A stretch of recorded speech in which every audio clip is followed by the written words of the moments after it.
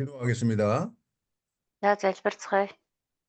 거룩하신 아버지 하나님, 오늘도 사랑하는 귀한 하나님의 일꾼들을 은혜 가운데 불러주셔서 감사합니다. Хайрын бурхан аав минь та өнөөдөр ч гэсэн өөрийнхөө хайртай хүүхдүүдийг өөрийн нэгүсэл донд дуудаж ирэлсэнд баярлалаа. 이 시간에도 미가서를 공부하겠사오니 하나님께서 은혜를 베풀어 주시옵소서. Энэ цагт ч гэсэн бид нар Мика намаа үргэлжлүүлэн суралцах гэж байна. Та өөрийн нэгүслэр хамт байж өгөөрэй. 우리 모두가 하나님의 은혜와 사랑 가운데 기쁘고 즐거운 마음으로 공부를 할 수 있도록 도와주시옵소서. Тэр бүгдээрээ бурхан таны хайр ба нэгүсэл дотор баяр хөөртэйгээр суралцахад туслаарай. 우리 통가에게도 하나님 은혜와 사랑으로 성령의 기쁨으로 은혜를 베풀어 주시옵소서. Тангаа ч гэсэн та нэгүсэл ба хайраараа баяр хөөргийг дүүргэж өгөөрэй. 예수님의 이름으로 기도드리옵나이다. Есүсийн нэрээр залбирanгуйж байна. 아멘. 오늘 말씀은 미가서 5장 세 번째 대지입니다. За өнөөдөр бидний үзэх хэсэг болохоор Мика 5 дугаар бүлгийн 3 дугаар хэсэг нь байна. 세 번째 대지 그리스도의 승리와 그리스도의 왕국에 대해서. За энэ 3 дугаар хэсэг нь болохоор Христийн ялалт ба хаанчлал. 4절부터 9절입니다. 4-9 дугаар ишлэл. 4절을 읽어주세요. 4 дугаар ишлэгийг уншъя. Тэр босож эзний хүчээр эзэн бурхныхаа нэрийн сүр жавхлангаар хонин сүргээ хариулах болно. Тэрээр дэлхийн хязгаарт хүртэл агуу байх учраас тэд амар тайван амьдрах болно. 이 4절은 그리스도의 구원 사역의 방법과 그 구원 사역의 대상에 대해서 언급하고 있습니다. Энэ 4 дугаар ишлэл болохоор Христийн авралын ажлын арга барил болон тэр аврал нь хинт зориулагдсан байх юм бэ гэдэг тухай өгүүлж байна. 그리스도의 구원 사역의 방법은 하나님의 권능, 하나님의 능력으로 된다는 것입니다. Аргын хувьд бол одоо Христийн энэ авралын ажил нь бол эзний хүчээр эзэн бурхны нэрийн сүр жавхлангаар хийгднэ гэж байна. 그리고 그리스도의 그 구원의 대상 범위는 모든 민족이라는 것입니다. За тэр авралын одоо юу гэм объект бол одоо тэр авралт нь багтах хүмүүс гэх юм бол дэлхийн бүх үндэстнүүд гэж байгаа. 우리도 하나님의 구원 사역을 땅 끝까지 성경에서 가르치는 대로 땅 끝까지 우리가 하나님의 구원 사역을 위해서 기도하고 우리가 헌신해야 됩니다. Бид нар ч гэсэн одоо Библиэд бичигдсэн байгаачлан дэлхийн хязгаарт хүртэл бурхны авралын ажлыг тунхаглаж гэрчилж амьдрах ёстой. 마태복음 28장 마태복음 28장 18절로 20절을 한번 읽어보시기 바랍니다. За Матай 28-ын 19-с 20 дугаар ишлэгийг уншъя. 한번 읽으세요. Иймээс та нар яв бүх үндэснийг дагалдуул эцэг хүү ариун сүнсний нэрээр тэдэнд баптизм хүртээж та нарт тушаасан бүгдийн минь сахин биелүүлэхийг тэдэнд за харагтун үеийн төгсгөл хүртэл би та нартай үргэлж хамт байх болно гэж айлдав. 하늘과 땅의 모든 권세를 하나님께서 예수님께 주셨다는 것입니다. За 18-аас нь эхэлж унших гэсэн юм байна. Тэнгэр газар дээрх бүх эрх мэдлийг надад өгсөн гэж Есүс хэлсэн. 그래서 우리는 하나님의 복음을 전하는 방법은 바로 예수님의 권세, 하늘과 땅의 모든 권세를 가지신 예수님의 이름의 권세를 가지고 우리가 하나님의 일을 하는 겁니다. Тэгэхээр бид нар Бурхны ажлыг хийхдээ яаж хийх вэ гэхээр тэр тэнгэр газар дээрх бүх эрх мэдлийг атгасан Есүсийн тэр нэрээр явж хийх юм байна. 그래서 너희는 가서 모든 민족으로 제자를 삼아서 아버지와 아들과 성령의 이름으로 세례를 베풀라고 했습니다. Тэгээд та нар яв бүх үндэснийг дагалдуул эцэг баруун сүсийн нэрээр тэдэнд баптизм хүртээ гэсэн байна. 그래서 우리 강 목사님과 우리 함께하는 우리 목사님들도 이 하나님의 말씀을 순종해서 우리가 몽골에 가서 친히 가서 발을 밟고 가서 복음을 전하고 또 믿는 자들에게 성부와 성자와 성령의 이름으로 세례를 베푸는 것입니다. Тийм ч учраас кампастер болон бас кампастертай хамт үйлчилж байгаа бид нар бусад пасторууд ч гэсэн яг энэ тушаасны дагуу одоо Монголд очоод өөрсдийн одоо биеэр очиж үзээд тэгээд Бурхны үгийг заагаад тунхаглаад эцэг хүү ариун сүнсийн нэрээр итгэгч хүмүүст баптизм хүртээгээд энэ мэтчлэн үйлчилж байгаамаа. 이것은 복음을 전해서 그 복음을 믿고 구원받는 사람들을 교회로 이렇게 인도해서 이렇게 세례를 베푸는 것입니다. Тэгээд сайн мэдээг тунхаглаад тэгээд тэр сайн мэдээнд итгэсэн хүмүүсийг чуулган болгож нэг дорнд цуглуулад тэгээд тэр хүмүүст одоо итгэснийх нь баталгаа болгож баптизм хүртэж байгаа. 그리고 예수님께서 제자들에게 분부한 그 모든 말씀을 가르쳐서 지키게 하라는 것입니다. Бас цааш нь юу гэсэн бэ гэхээр Есүсийн тэр шавнартаа зааж сургаж исэн тушааж байсан бүгдийг сахин биелүүлэхийг тэдэнд бас заа гэж хэлсэн байна. 그래서 우리도 이 명령을 순종하기 위해서 신학교를 세워서 우리 몽골에 있는 하나님의 일꾼들에게 하나님의 말씀을 가르치는 것입니다. Энэ тушаалыг нь ч гэсэн бид нар одоо дуулууртай дагаж сахин биелүүлэхийн тулд Монголд одоо энэ Фатафи сургуулийг байгуулад Монголд байгаа Бурхны зарцнаар чуулганы үйлчлэгч ахлагч пасторудад бас өөрсдөө чаддаг мэддэг зүйлээ зааж сургахыг хичээж байгаамаа.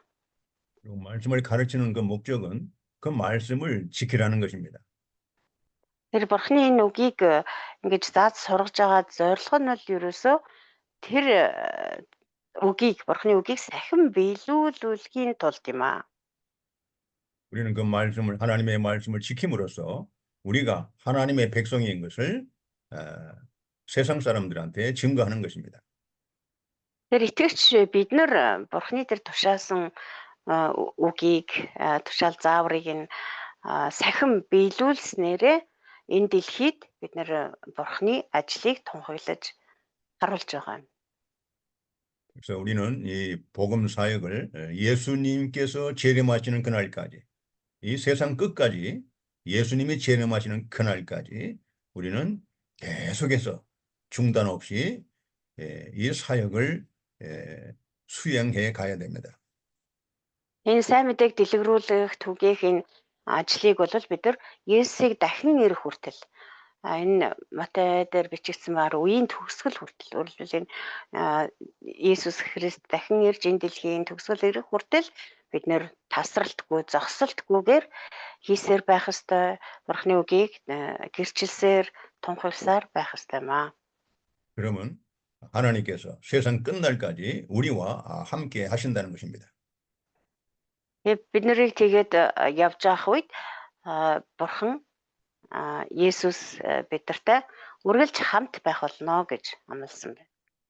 그래서 우리는 이 예수님의 그 복음 사역의 명령을 따라서 이렇게 순종하고 하나님의 일을 하는 것입니다. Бид нар бол бүгдээрээ л энэ сайн мэдээг дэлгэрүүл гэсэн энэ тушаалын дагуу дуулууртайгаар сахин биелүүлж амьдрах ёстой.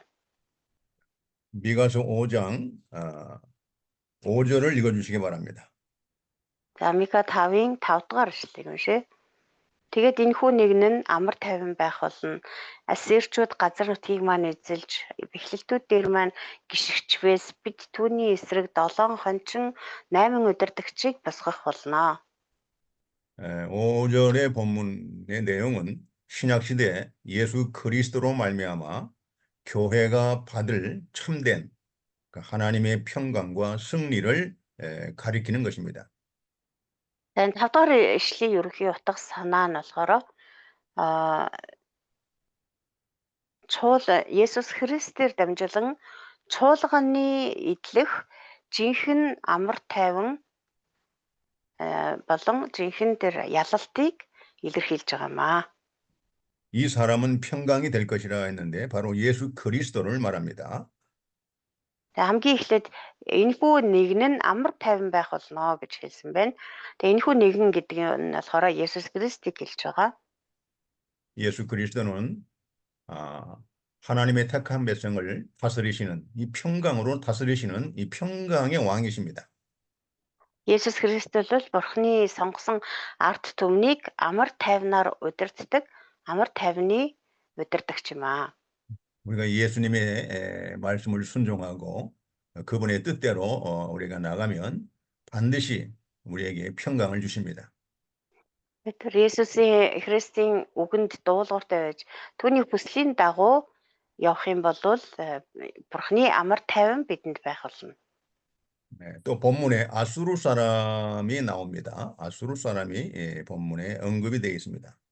Тамгийн 5 дугаар эшлэлдэр ассирчүүдийн талаар дурдсан байна.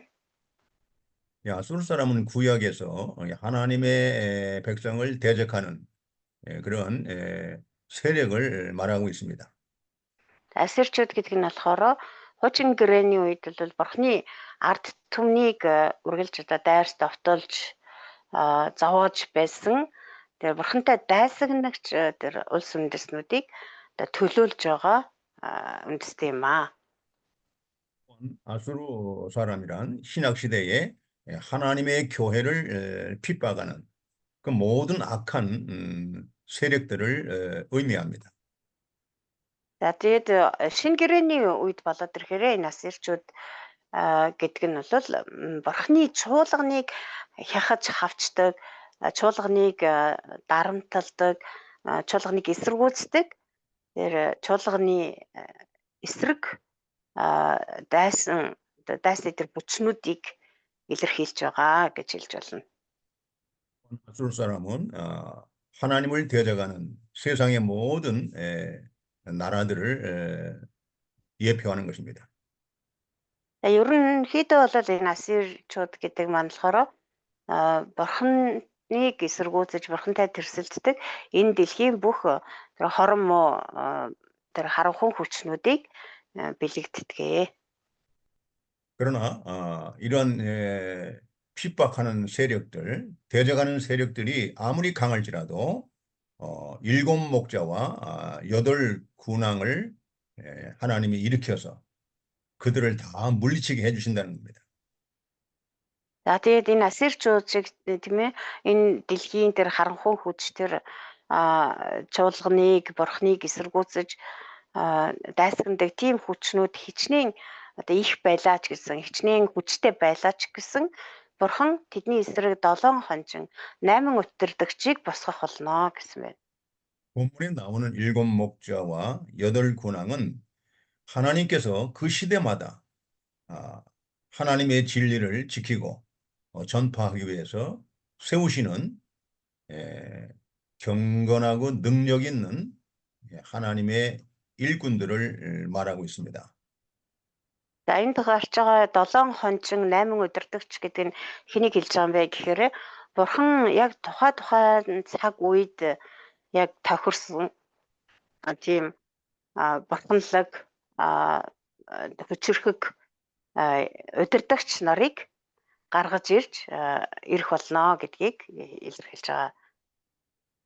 이 구약 시대에도 하나님의 백성들을 지키고 하나님의 말씀을 지키기 위해서 시대마다 하나님이 하나님의 사람들을 일으켰습니다.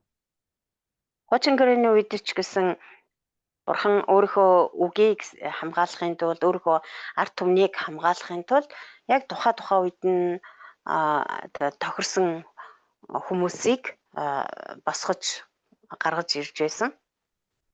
네, 우리가 창세기를 보면은 그 아브라함, 우리 믿음의 조상 아브라함을 하나님이 일으키셨습니다. 세워주셨죠. Жишээлбэл Эхлэл номоос харах юм бол Авраам байна тийм ээ. Бид одоо итгэлийн үг гэж нэрлэгддэг Авраамыг Бурхан дуудаж гаргаж ирсэн. 그리고 이삭과 그의 아들 이삭과 야곱을 또 하나님이 일으켜 주셨습니다. Мөн түүний хүү Исаак, мөн Яаков нарыг бас Бурхан л дуудаж гаргаж ирсэн байна. 또 하나님은 요셉을 일으켜 주셨습니다. Бас Бурхан Йосефийг удирдагч болгон босгож ирсэн.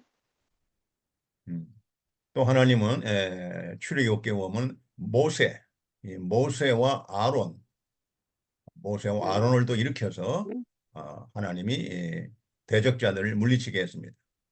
За гэтэл намаас харах юм бол Мосе, Аарон нарыг Бурхан тэр дайснуудын эсрэг Израилийн ард түмнийг удирдагч болгож гаргаж ирсэн. 또 모세의 뒤를 이어서 여호수아를 하나님이 또 일으켜서 가나안 땅을 정복하게 했습니다. За Мосегийн дараа болохоор түүний залгамжлагч болгож Йошуаг гаргаж ирсэн ба. Тэгээ Йошуагаар дамжуулан Канаан амлалтын нутаг болох Канааныг эзлүүлсэн. 여호수아가 죽은 다음에는 사사들을 일으켜서 그 시대마다 하나님의 백성들을 보호하고 하나님의 진리를 지키게 했습니다. За Йошуаг нас орсны дараа болохоор маш олон тэр шүүгчд гарч ирсэн байгаа тийм ээ. Тэгээ шүүгчд болохоор яг тухай үедээ тэр Израилийн ард түмэн зовлонд унах болгонд яг тухай үед нь тэр зовлонгоос ангижруулах тэр асуудлыг шийдэж дайсныг үлдэн хөөх тэгээд Бурхны тэр үг болон Бурхны ард түмнийг хамгаалах тийм шүүгч нар буюу удирдагчдыг Бурхан гаргаж ирж байсан. 예. 이 구약의 그 인물들을 보면은 하나님이 정말 그 시대마다 많은 하나님의 능력 있는 일꾼들을 일으켜서 원수들을 다 물리치게 했습니다. Тэр энэ түүхүүдийг ингээд ажиллаад харах юм бол Бурхан яг тухайн цагт яг хэрэгтэй тийм хүчрхэг өөрийнхөө хүмүүсийг босгож ирж тэгээд тухайн үеийн тэр дайснуудыг дарж номхотож тэгээд өөрийнхөө ард түмнийг болон өөрийнхөө үгийг сайн хамгаалж байсан. 신약 시대는 예수 그리스도를 보내주셔서 이 예수님의 권능, 이름의 능력으로 제자들을 통해서 또 원수들을 다 물리치고 하나님의 복음을 전파하게 했습니다. За шинэ гэрээний үед болоод ирэхээр бидний эзэн Есүс Христийг бас илгээсэн байгаа. Мөн Есүсийн дараа түүний шавнар буюу элч нараар дамжуулж Бурхан энэ дэлхийн өмнө энэ Бурханыг эсэргүүцэгч энэ дэлхийн ертөнцийн өмнө өөрийнхөө үгийг гэрчлүүлж элч болгож томилсон байгаа. 하나님은 사도 바울을 일으켜서 복음이 이방인에게 땅 끝까지 복음이 전파되도록 이렇게 사도 바울을 일으켜서 대적들을 물리치고 하나님의 복음으로 승리케 했습니다. За мөн элч Паул байна тийм ээ. Элч Паулыг бол Бурхан ялангуяа харийнхны элч болгож томилсон. Тэгээд элч Паулаар дамжуулж харь үндэстнүүдэд сайн мэдээг дэлгэрүүлж тэгээд энэ ертөнц буюу энэ дайснуудыг дарж номхотгож тэгээд өөрийнхөө ялалтыг тэр харь үндэстнүүдийн дунд тунхагласан. 네, 이 복음이 전파되는 곳마다 이 복음의 능력으로 말미암아 원수들을 물리치고 택한 백성을 구원하는 역사가 일어나는 것입니다. Энэ ингэж дэлгэрүүлсэн сайн мэдээний Тэгээ эрх мэдэл хүч чадлаар дайснуудыг номлодож ялалт байгуулж бурхны тэр сонгосон ард түмнийг аварч ялалтанд хүргэж ирсэн эргээ. 원수마귀 사탄의 권세, 또 이 악한 세상, 여러 가지 그 죄악들을 사망의 권세를 이 복음의 능력으로 이기게 하는 겁니다. Энэ дэлхий дээр орж байгаа тэр бүхэл гэм нүглийн хүч, харахгүй хүч, бузар муу хүч, тэр өхлийн хүч, тэр сатаны хүчийг бүгдийг нь ерөөсөө сайн мэдээний хүч чадлаар л ялан дийлж байсан юм аа. 오늘은 하나님의 복음이 우리 시대까지 올 때에는 수많은 하나님의 그런 사람들을 그 시대마다 일으키셔서 복음으로 승리케 하고 복음이 땅끝까지 계속해서 전파되도록 하나님의 능력으로 역사하시는 것입니다.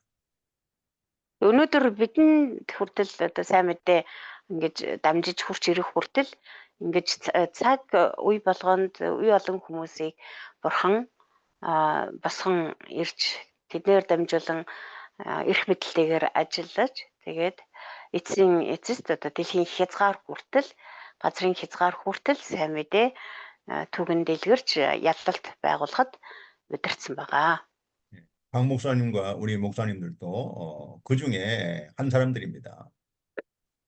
Яг хан пастор болон бид манай одоо пасторууд бол одоо тэдгээр хүмүүсийн нэгэн хэсэг юм аа. 그리고 여러분들도 그 중에 한 사람들입니다. Та бүхэн ч гэсэн нэг хэсэг юм уу? 하나님 이 시대에 하나님의 택한 백성을 그 원수 마귀의 손에서 구원하게 하시고 그 악한 사탄의 세력을 물리치도록 여러분들을 하나님이 세우시고 지금 쓰시고 있는 것입니다.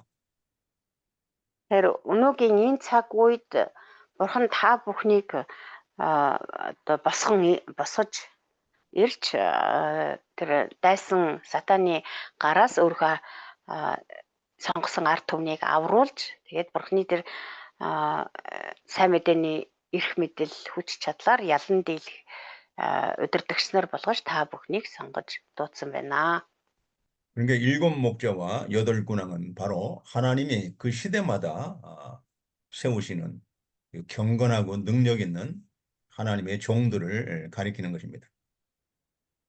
Энэ мэтчлэн энд гарч байгаа 7 хончин 8 удирдагч гэдэг нь бол яг тухай цаг үед бурхан удирдагч болгож гаргаж ирж байсан, томилж байсан тэр хүмүүс гэж ойлгож байна. 그래서 몽골에도 이렇게 하나님의 쓰시는 능력이 있고 경건한 하나님의 종들이 많이 일어날 수 있도록 여러분들이 기도하고 헌신해야 됩니다. Монголд ч гэсэн яг цаг үеийнхээ төлөө босож ирэх тэр хүчрхэг бурханлаг удирдагч нар олноор түрэн гарахын төлөө та бүхэн залбиорч бас хичээж зориулалт гаргах хэрэгтэй. 6절 읽어주세요. 미가서 5장 6절. За 6 дугаар ишлэл уншъя. Тэд Ассир нутгийг илдээр Нимродын нутгийг эрт сэлмээр удирдах болно. Ассир манай нутгийг довтолж нутаг дэвсгэрийг минь талхалхад тэр биднийг үүнээс аврах болно. 이 말씀은 신약 시대에 교회가 복음의 능력으로 승리할 것을 가리키는 것입니다. Энэ 6 дугаар ишлэл болохоор шинэ гэрээний үед чуулган бурхны үгийн хүч чадлаар ялалт байгуулах болно гэдгийг илэрхийлсэн агуулга байна. 그 6절에 그들이란 말이 나옵니다.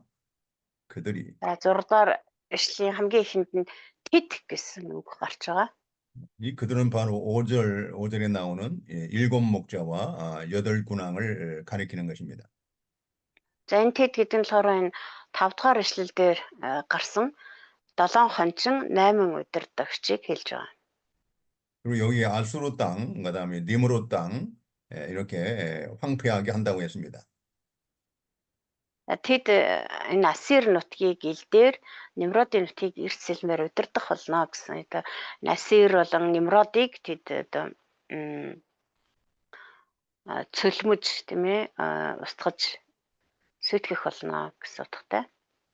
아수르와 니무롯은 구약 성경에도 이 하나님을 대적하는 그런 악한 세력을 비유하는 것입니다. Ассир болон Nimрод гэдэг нь болохоор хуучин гэрээний үед ч гэсэн бурхныг эсэргүүцдэг тэр бузар муу хүчнийг илэрхийлдэг. 자, 이런 세력들을 하나님이 세우신 능력 있는 그러한 일꾼들, 복음의 능력으로 다 물리친다는 것입니다. За ийм одоо хорон муу тий муу хүчнүүдийг бурхны тэр томилсон хүмүүс удирдагч нар сайн мэдээний хүч чадлаар ялан дийлэх болно гэдгийг илэрхийлж байна.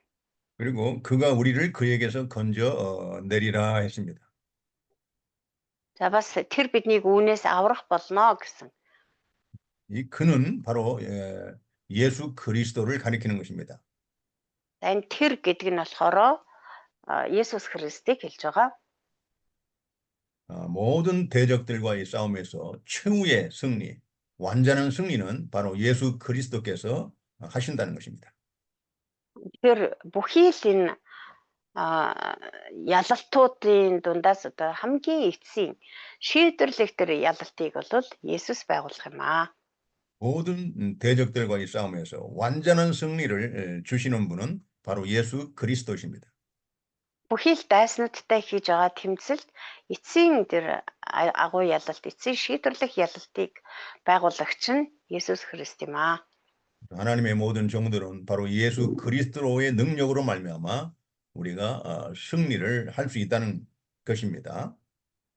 Тэр бурхны энэ бүхий л ажилчид, бурхны зарцнаар болвол хамгийн сүүлчийн тэр ялалтыг тэр Есүс Христээр дамжуулан олж авах болно. 자, 7절 읽어주세요. 7 дугаар ишлэгийг уншъя. Яаковын үлдгэсэд нь олон ард түмний дунд эзнээс ирсэн шүүдэр мэт хэний ч найдаагүй хүний хөвгүүдийн хүлээгээгүй өвс ногоон дээр буух бороо мэт болно. 8절도 읽어주세요. 8-ыг бас уншъя. Яаковын үлдгэсэд нь үндэстнүүд олон ард түмний дунд ойн араатнуудын дундах арслан, хонин сүргийн дундах залуу арслан мэт байх болно. Тэрээр явхдаа дэвсэлж урдаг бөгөөд түүнээс аварч чадах хэн ч үгүй. 자, 여기에 야곱의 남은 자라는 말이 두 구절에 강조되고 있습니다. За энэ 7-8 дугаар ишлэлдэр хуулийн дээр нь Яаковын үлдгэсэд гэдэг үг маш онцгой гарч байна.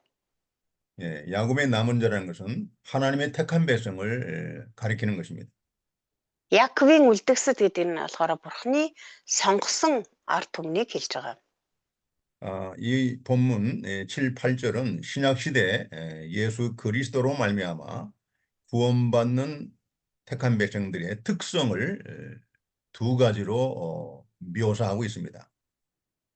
За энэ 7-8 дахь ишлэл болохоор шинэ гэрээний үед Есүс Христээр дамжуулан авралыг олсон тэр сонгогдсон аврагдсан ард түмний одоо хоёр онцлогийг илэрхийлж байгаа. 이 구원받은 하나님의 백성들의 특성, 이 두 가지를 우리가 잘 알아야 되겠습니다. Энэ бурхны аврагдсан ард түмэн өөрөөр хэлбэл бурханд сонгогдсон ард түмний одоо хоёр юм гол онцлог байгаа. Түүнийг бид сайн мэдж явах хэрэгтэй. 7절에 첫 번째는 여호와께서 내리는 이슬이나 담비 같다는 것입니다. Нэгдүгээрт нь эзнээс ирсэн шүүдэр мэт өвс ногоон дээр буух бороо мэт байдгаа гэж. 여러분, 그 이슬이나 이 담비는 어디서부터 오는 겁니까? Энэ шүүдэр, бороо, хур бороо хаанаас ирдэг вүлээ? 이 땅에서 나는 게 아니고 하늘에서 내립니다. Энэ шүүдэр, бороо зэрэг бол газраас одоо гардггүй шүү дээ.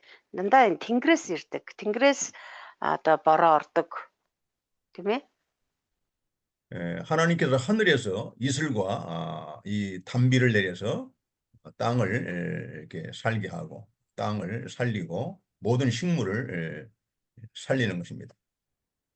Тэр эзэн бурхан тэр тэнгэрээс энэ шүүдэр буулгаж хур бороог оруулснараа газар дэлхийг одоо ундаалж, усалж, амьлуулж, сэргээж, үс ургамлыг тэжээж тэтгэж байдаг. 자, 이와 같이 하나님의 택한 백성들은 하나님께로부터 나왔다는 것을 여기서 가리키고 있는 것입니다. За яг үнтэй адилхан бурханд сонгогдсон ард түмэн болвол бурханаас төрөсөд юм аа. Бурханаас ирсэн хүмүүс юм аа гэдэг гэсэн одоо энэ эхний онцлог нь байна. Тэгээ энэ онцлогийг бид нар үргэлж санаж явах хэрэгтэй. Бид нар бол бурханаас ирсэн, бурханаас төрсөн, төрөсөд юм аа гэж гэдгийг. 우리가 구원받아서 하나님의 자녀가 된 것은 혈육이나 어떤 혈통이나 어떤 사람의 뜻으로 난 게 아니라는 것입니다. Бид нар авралыг олж бурхны хүүхдүүд болсон нь бол ерөөсөө мах цусаар биш тийм ээ. 100% одоо бүрэн бурхнаар төрсөн учраас бурхны хүүхдүүд болцгоосон юм. 바로 하나님의 뜻으로 하나님의 은혜로 우리가 구원을 받고 하나님의 자녀가 됐다는 것을 분명히 밝히고 있는 것입니다. Тэр бурхны хүслээр, бурхны нэгүслэр авралыг олж бурхны хүүхдүүд болсон гэдгийг энд хэлсэн байна. 그리고 이 하늘에서 내리는 이슬이나 단비는 이 땅을 살리고 식물들을 살려서 사람의 생명을 살리는 것입니다. За тэгээд энэ эцэс ирсэн шүүдэр тэнгэрээс буусан бороо нослохоор газар дэлхийг усалж ундаалan өвс ногоог тэжээж тэтгэж улмаар одоо бас хүн төрлөختнийг ингэж амьдруулж байдаг. 이와 같이 하나님의 백성들은 사람을 살리는 그런 선한 일을 해야 된다는 것입니다.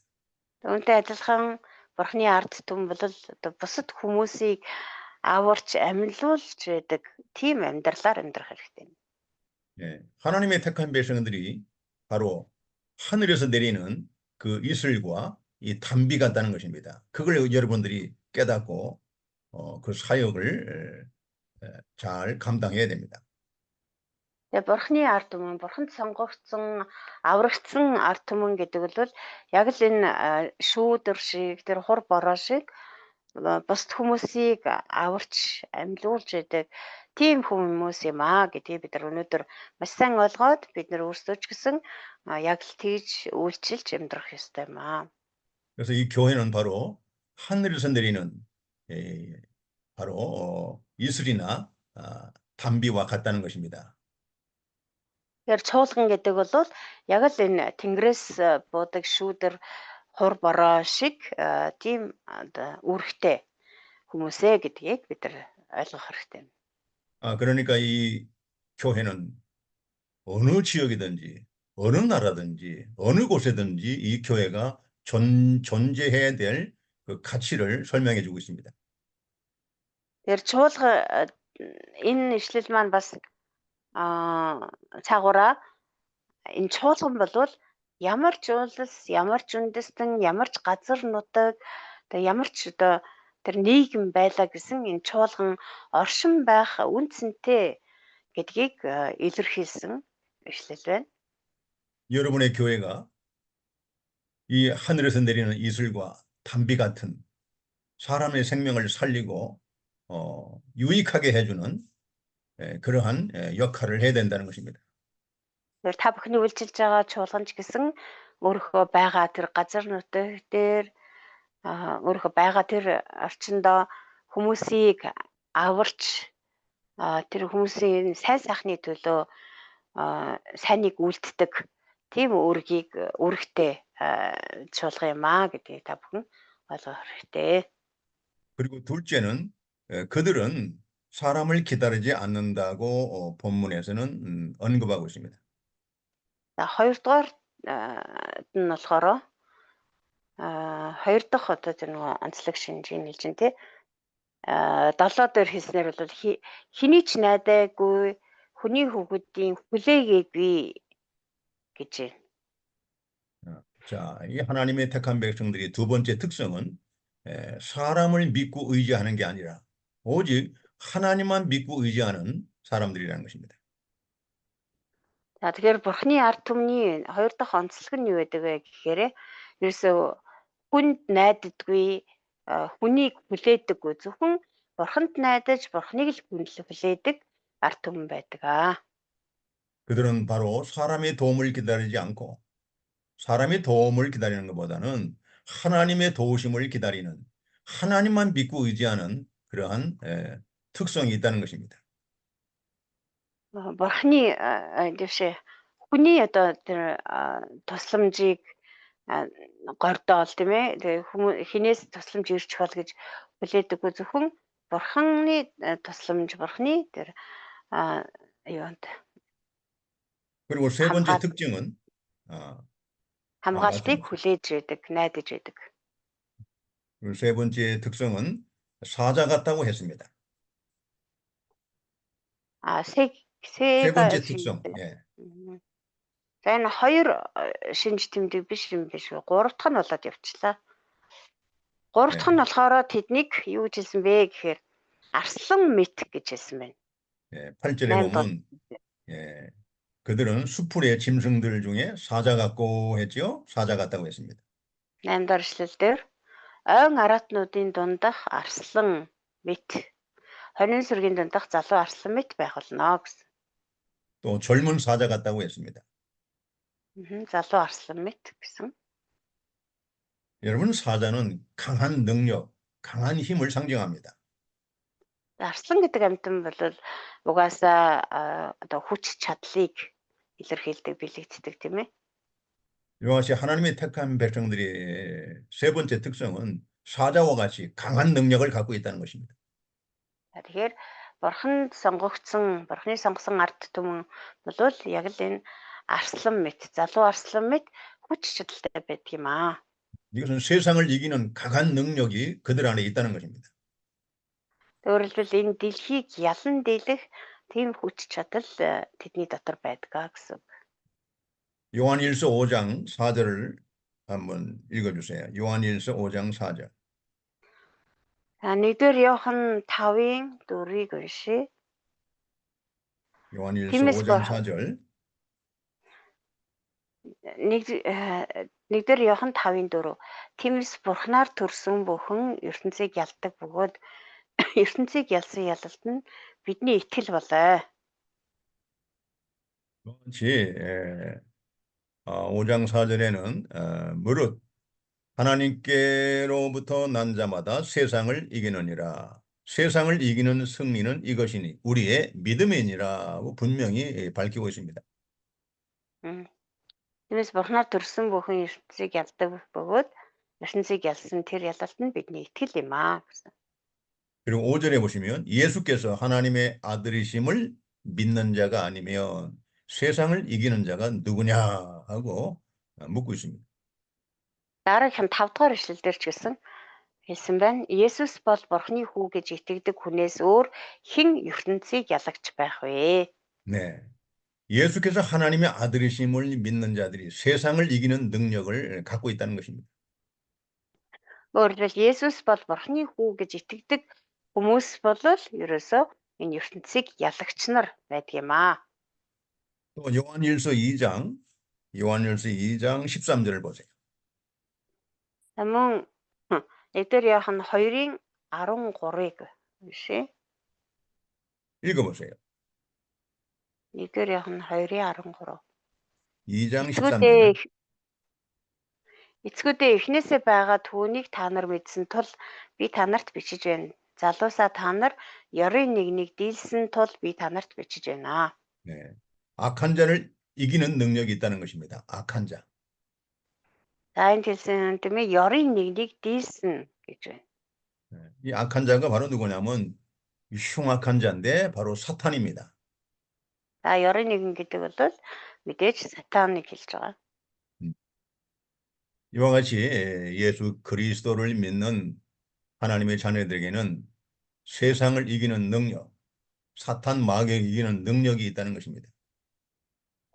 Яг энэ мэтчлэн Есүс Христэд итгэдэг бурханд сонгогдсон хүмүүст бол энэ дэлхийг энэ ертөнцийг ялан дийлэх хүч чадал ёрын муу сатаныг ялан дийлэх хүч чадал үүсдэг байна.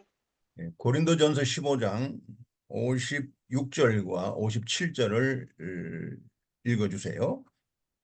За 1-р Коринт 15-ын 56, 57 дугаар ишлэгийг уншъя. Үхлийн хатгуур нь нүгэл, нүглийн хүч нь хууль юм. Харин эзэн Есүс Христээр маань бидэнд ялалт өгдөг бурханд талархал нь байх болтугай. 56절은 자 57절 봅시다. 우리 주 예수 그리스도로 말미암아 우리에게 승리를 주시는 하나님께 감사한다고 했습니다. 57 дугаар ишлэлдэр эзэн Есүс Христээр маань бидэнд ялалтыг өгдөг бурханд талархал нь байх болтугай гэсэн. 바로 56절에 사망과 죄의 권능에서 이길 수 있다는 것입니다. За энэ ялалт нь ямар ялалт вэ гэхээр 56 дээр гарч байгаачлан үхлийн хатгуур ба нүглийн хүчийг ялсан ялалт юм аа. 죄와 사망의 세력에서 이길 수 있는 능력이 그리스도 안에 있다는 것입니다. Гэм нүгэл ба үхлийн хүчнээс хүчийг ялах ялалт нь Есүс Христэд байдаг. 그래서 예수 그리스도 안에 있는 성도들은 이기는 자들입니다. 승리하는 자들이 되는 거예요. Тийм учраас Есүс Христийн дотор байгаа итгэгч нар бол угаасаа ялагч нар гэсэн үг нэ. 이 세 가지 특성을 우리가 잘 깨닫고 이해하시면 우리가 승리하는 생활을 할 수 있습니다. Тэр энэ гурван онцлогийг бид нар сайтар ухаарч өөртөө амьдралдаа хэрэгжүүлэх юм бол бид нар үргэлж ялан дийлж амьдрч чаднаа. 빌립보서 4장 13절 한번 Филиппой 4-ийн 13-ыг уншъя. 사도 바울이 고백입니다. Илч Паулын хэлсэн үгчил байна тийм ээ. Намайг хүчрхэгжүүлэгч түүгээр би бүгдийг хийж чаднаа. 내게 능력 주시는 자에서 내가 모든 것을 할 수 있다 했습니다. Намайг хүчрхэгжүүлэгч түүгээр би бүгдийг хийж чаднаа. 그것은 어떠한 형편이든지 어떠한 형편에 있든지 우리가 하나님으로 만족할 수 있는 그러한 능력이 있다는 것입니다. За энэ юу гэсэн үг вэ гэхээр би одоо ямар ч нөхцөл байдалд байлаа гэсэн зөвхөн бурхнаар л сэтгэл хангалуун байх чадaltaй. Тэгж сэтгэл хангалуун байж чаднаа гэсэн үг. 비천에 처할 줄도 알고 풍부에 처할 줄도 알고 비천에 처할 줄도 알고 풍부한 가운데서도 살 수가 있고 어떠한 형편이든지 이렇게 만족하게 하나님의 능력으로 만족하게 살 수 있는 그러한 비결이 있다는 것입니다. Ямар ч нөхцөл байдал гэдэг нь бол цатгаланжсэн, өсгөлөнжсэн, илбэг-дэлбэгжсэн, дутагдж гачигдажсэн гэсэн ерөөсөө тэр зөвхөн эзэн бурхнаараа сэтгэл хангалуун байх тэр нууцыг бид нар мэддэг болсон гэсэн үг юм. 여러분에게 이런 비결이 있습니다. 예수 그리스도 안에는 이런 비결들이 있어요. Есүс Христийн дотор ийм нууцуд олон байдаг. 사도 바울이 바로 그 비결을 깨닫고 실제로 복음 전파를 하면서 사용한 것입니다. Тэр Илч Паул бол одоо энэ нууцыг суралцаад мэдэж аваад тэгээд яг өөрийнхөө амьдрал дээр бодитоор хэрэгжүүлж тэр сайн мэдээг дэлгэрүүлж явахдаа яг өөр дээрээ хэрэгжүүлж амьдрсан байна. 하나님의 일꾼들에게는 이러한 비결이 있어야 됩니다. Тэр бурхны ажлыг хийж байгаа бурхны хүмүүст болвол ийм одоо нууц ажилчид болвол ийм нууцад суралцах хэрэгтэй юм аа. 그러니까 어디에 가 있든지, 어떤 형편에 있든지, 어떤 처지에 있든지 예, 하나님의 능력으로 하나님으로 말미암아 살아갈 수 있는 비결 이것이 우리 일꾼들의 갖고 있는 그 능력입니다. Бид нар ямар ч цаг үед хаана ч байсан гэсэн ямар ч нөхцөл байдалд орлоо ч гэсэн Бурхны хүч чадлаар эзэн Бурхнаараа ялалтыг байгуулах ийм нууцад суралцах хэрэгтэй юм аа. 자, 미가서 5장 9절을 읽어보시기 바랍니다. За Мика 5-ын 9-р ишлэгийг уншъя. 9절 읽어보세요. Гарчин дайснуудынхаа эсрэг өргөгдөж бүх дайсан чинь таслагдах болно. 자, 이 구절은 하나님의 능력의 손으로 모든 대적들을 물리친다는 것입니다. За Бурхан өөрийнхөө моторыг өргөж бүх дайснуудыг устгах болно гэсэн үг. 이 능력의 손은 바로 모세가 사용한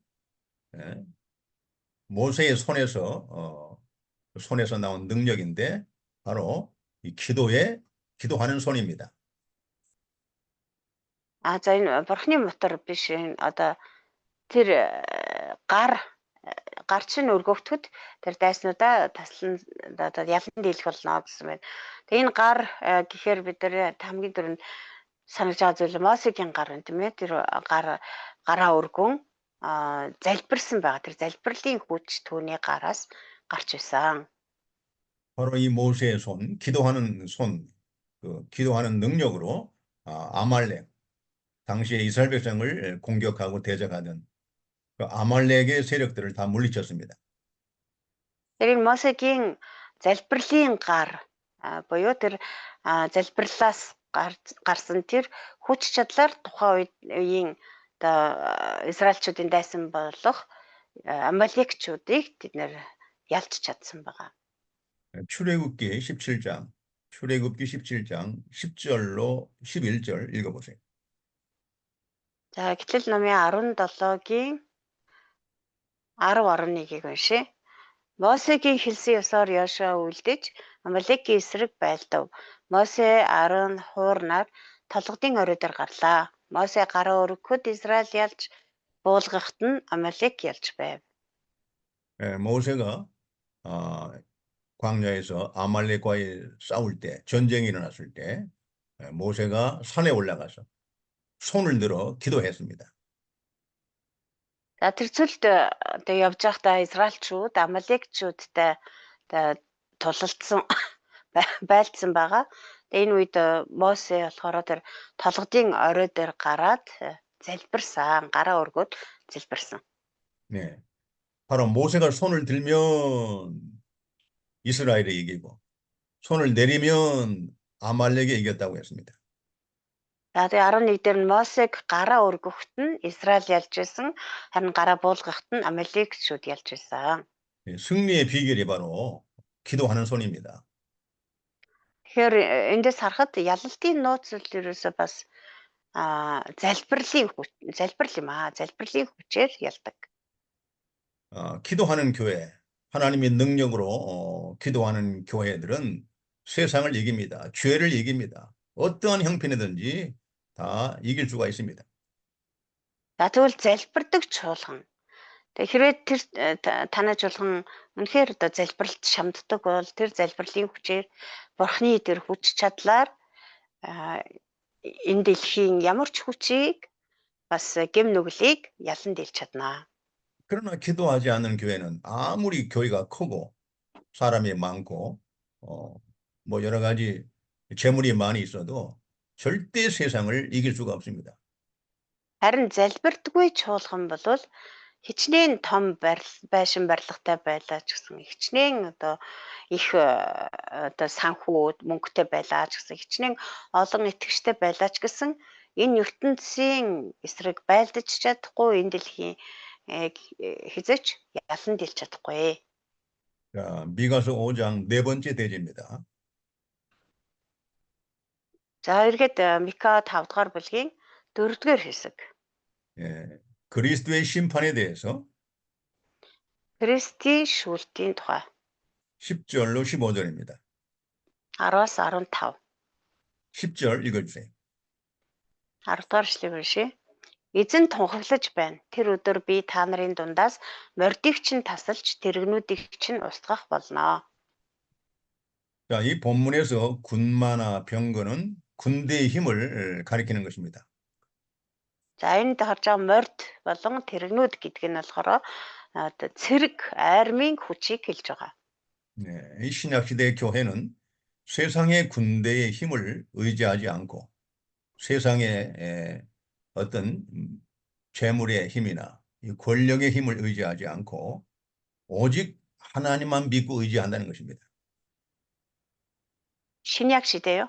신약시대 교회, Тэгэхээр 하나님의 교회.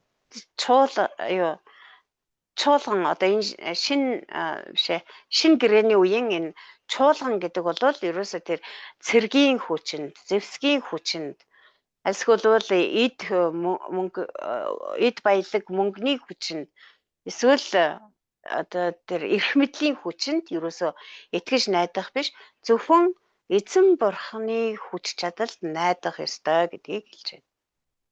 우리가 앞전에도 배웠듯이 하나님의 능력, 하나님의 권세로 우리가 세상을 이긴다고 했습니다. За түрүүчийн ишлүүдээр бид нар бас ярилцсан шиг бид нар бол зөвхөн бурхны хүч чадалд итгэж найдснараа л ялалт байгуулж чаднаа. 또 모세의 손, 바로 기도하는 손으로 우리가 세상과 죄와 사망을 이긴다고 했습니다. Бас Мосегийн гар буюу тэр залбирдаг гараар дамжуулан бид нар энэ ертөнцтэй тулалдаж, энэ хэм нүгэлтэй тулалдаж, бас энэ өглийн хүчтэй тулалдаж ялалтыг байгуулж чаднаа. 11절 읽어보세요. 11-р эшлэл. Танай нутгийн хотуудыг би устгаж бүх бэхлэлтийг чинь нураах болно. 또 신학시대 교회는 이 군대의 시설이나 견고한 요새를 의지하지 않고 하나님의 능력만 의지한다는 것입니다. За мөн энэ шинэ гэрээний үеийн чуулган бол одоо хот бэхлэлт буюу одоо энэ цэргийн бэхлэлтүүд ч юм уу эсвэл цэргийн ямар нэгэн тэр байгууламж тийм зүйлд одоо материалын тийм зүйлд итгэж найдах биш зөвхөн эзэн бурхны хүч чадалд итгэж найдах ёстой. 12절을 또 읽어보세요. 12-ыг бас уншъя. Гараас чинь бүх илэв шидийг тастаж та нар цаашид мэрэгч төлөвчгүй болно. 13절, 14절을 읽어보세요. 13, 14-ыг бас уншъя. Би та нарын сийлмэл хөргүүдийг та нарын дундаас онго багнуудыг чинь таснаа.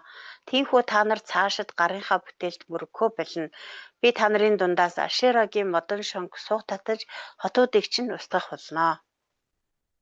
네, 이 신학시대에 예수를 믿는 하나님의 백성들은 과거의 모든 우상들을 이제는 다 버리는 것입니다.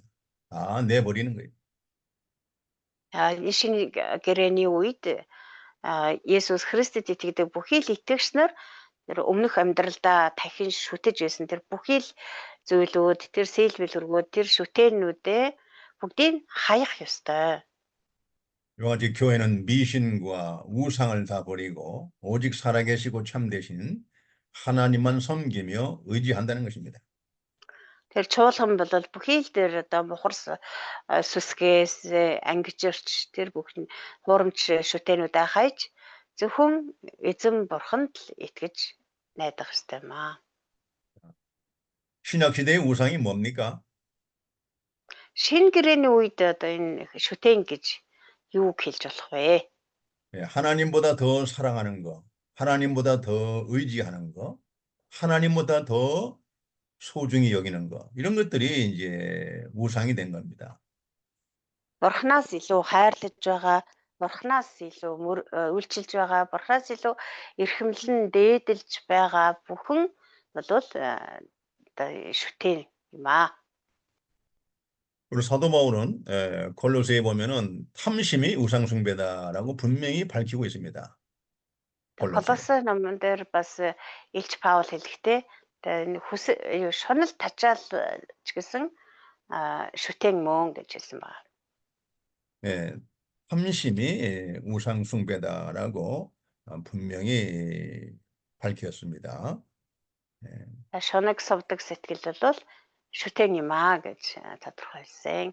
그러니까 우상 숭배의 그 근본은 인간의 탐심에서, 욕심에서 나온다는 거예요. Өөрөөр хэлбэл тэр шүтэн шүтэх тэр юу одоо үндэстэй тэр сэтгэл бол шунлаас бий болдго юм аа гэсэн үг.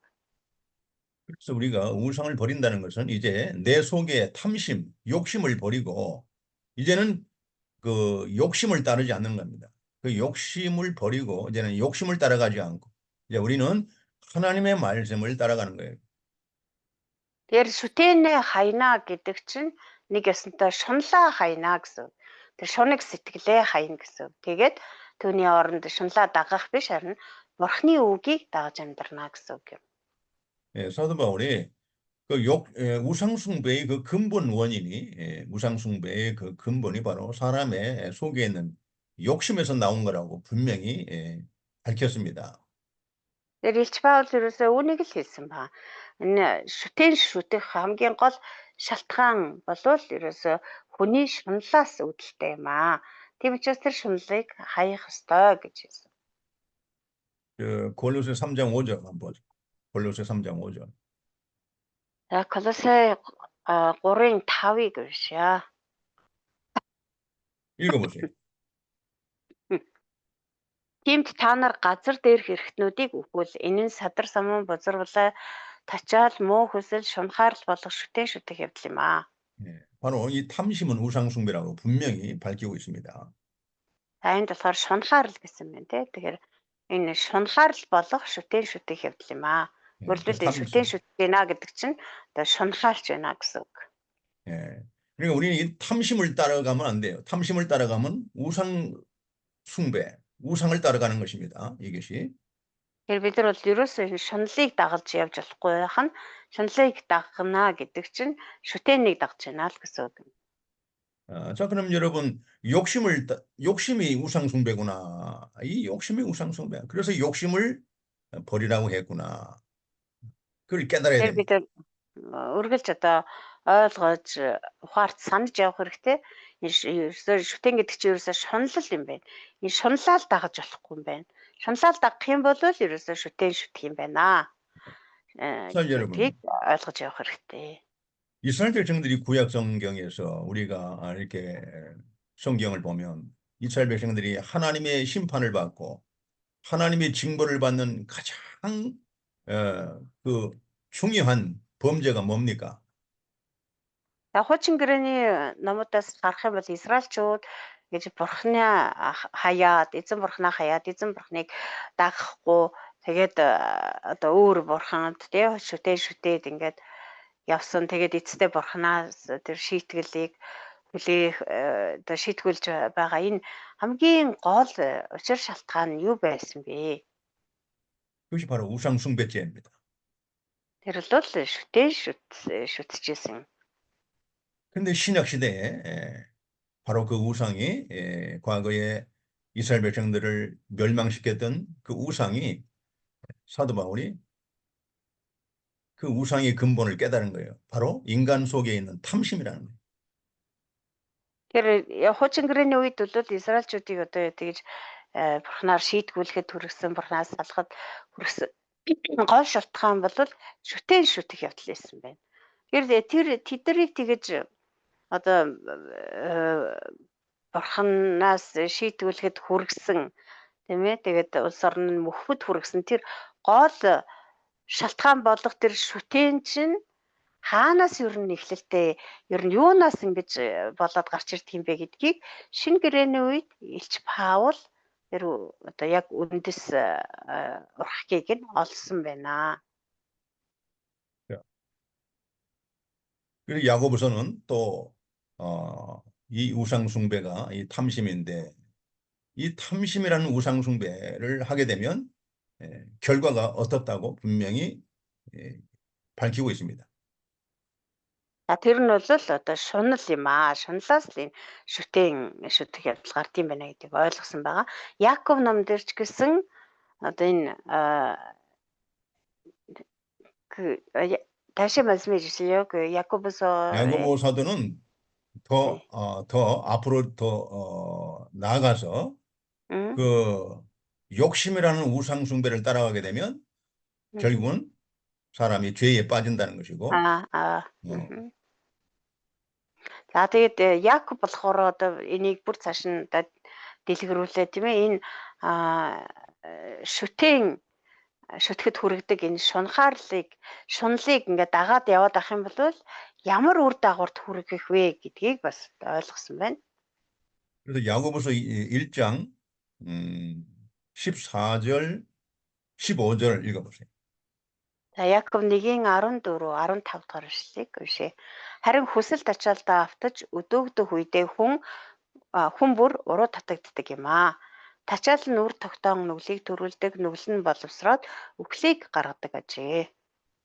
여러분, 이 욕심이라는 것이 그 우상이라는 것을 우리가 깨닫게 되면, 야, 이 이스라엘 백성들이 우상 숭배하다가 그렇게 망했는데, 이게 탐심이 우상 숭배구나.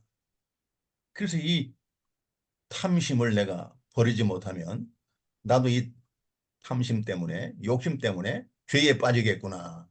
그걸 깨달아야 됩니다. Тэгэхээр Израильчууд болохоор одоо нөгөө шүтсээр байгаад эцэстээ суурьсан байгаа тий. Тэгээд тэр шүтгэхэд хүргэсэн гол зүйл чинь тэр хүний дотор байдаг хүсэл тачаал буюу тэр шунхаар л байгаа. Тэр энэ шунал чинь л ерөөсөө шүтэн юм байна. Шунал л хүнийг одоо шүтгэд хүргэдэг юм байна гэдгийг ойлгоод улмаар одоо энэ шуналыг таягдан хаях хэрэгтэй. Энэ шунлаа хайж чадахгүй бол эцэстээ түүнийг дагаж явсаар агаад бид нэр гэм нүгэлд автдаг. Гэм нүглээсээ одоо ангижирч чадахгүй болдго юм байна гэдгийг бид нар маш сайн ойлгох хэрэгтэй. 그 죄가 자라나면 죄의 결국은 사망이라는 것입니다. За тэгээд тэр нүгэл нь боловсроод ирэхээр одоо эцсийн үр дагавар болох үхлийг бий болгодог гэж. 그러니까 우리가 예수님을 믿고 구원받은 것은 이 탐심이라는 이 사망의 올무에서 우리가 구원받은 거예요. Тэгээд бид нар Есүст итгэж аврагдсан гэдэг чинь нэг ёсондоо энэ үхлийн шунал тачаал хэмээх энэ үхлийн урагнаас уучлаарай гэм нүгэл хэмээх энэ үхлийн урагнаас ангижирсан хэрэг юм аа. 그런데 우리가 예수 믿고 나서도 여전히 그 과거의 욕심에 사로잡혀 있고 그 욕심을 따른다면 하나님의 구원이 값어치가 없게 되는 겁니다. 멸시를 받게 되는 거예요. Тэгтэл бид нар Есүст итгэснийхээ дараа ч гэсэн тэр шунлаасаа салж чадахгүй тэр үхлийн тэр өрхөнд орооцолдсон хэвээрээ байсаар ах юм бол Бурхны тэр авралыг үнгүүдүүлж үн цэнгүй ямар ч одоо ашиг тусгүй болгож байгаа хэрэг юм аа. 기도합니다. За залбирая. 거룩하신 아버지 하나님, 이 시간에도 하나님께서 저희들과 함께 해주시옵소서. Ариун бурхан минь энэ цагт ч гэсэн та бидтэй хамт байж өгөөрэй.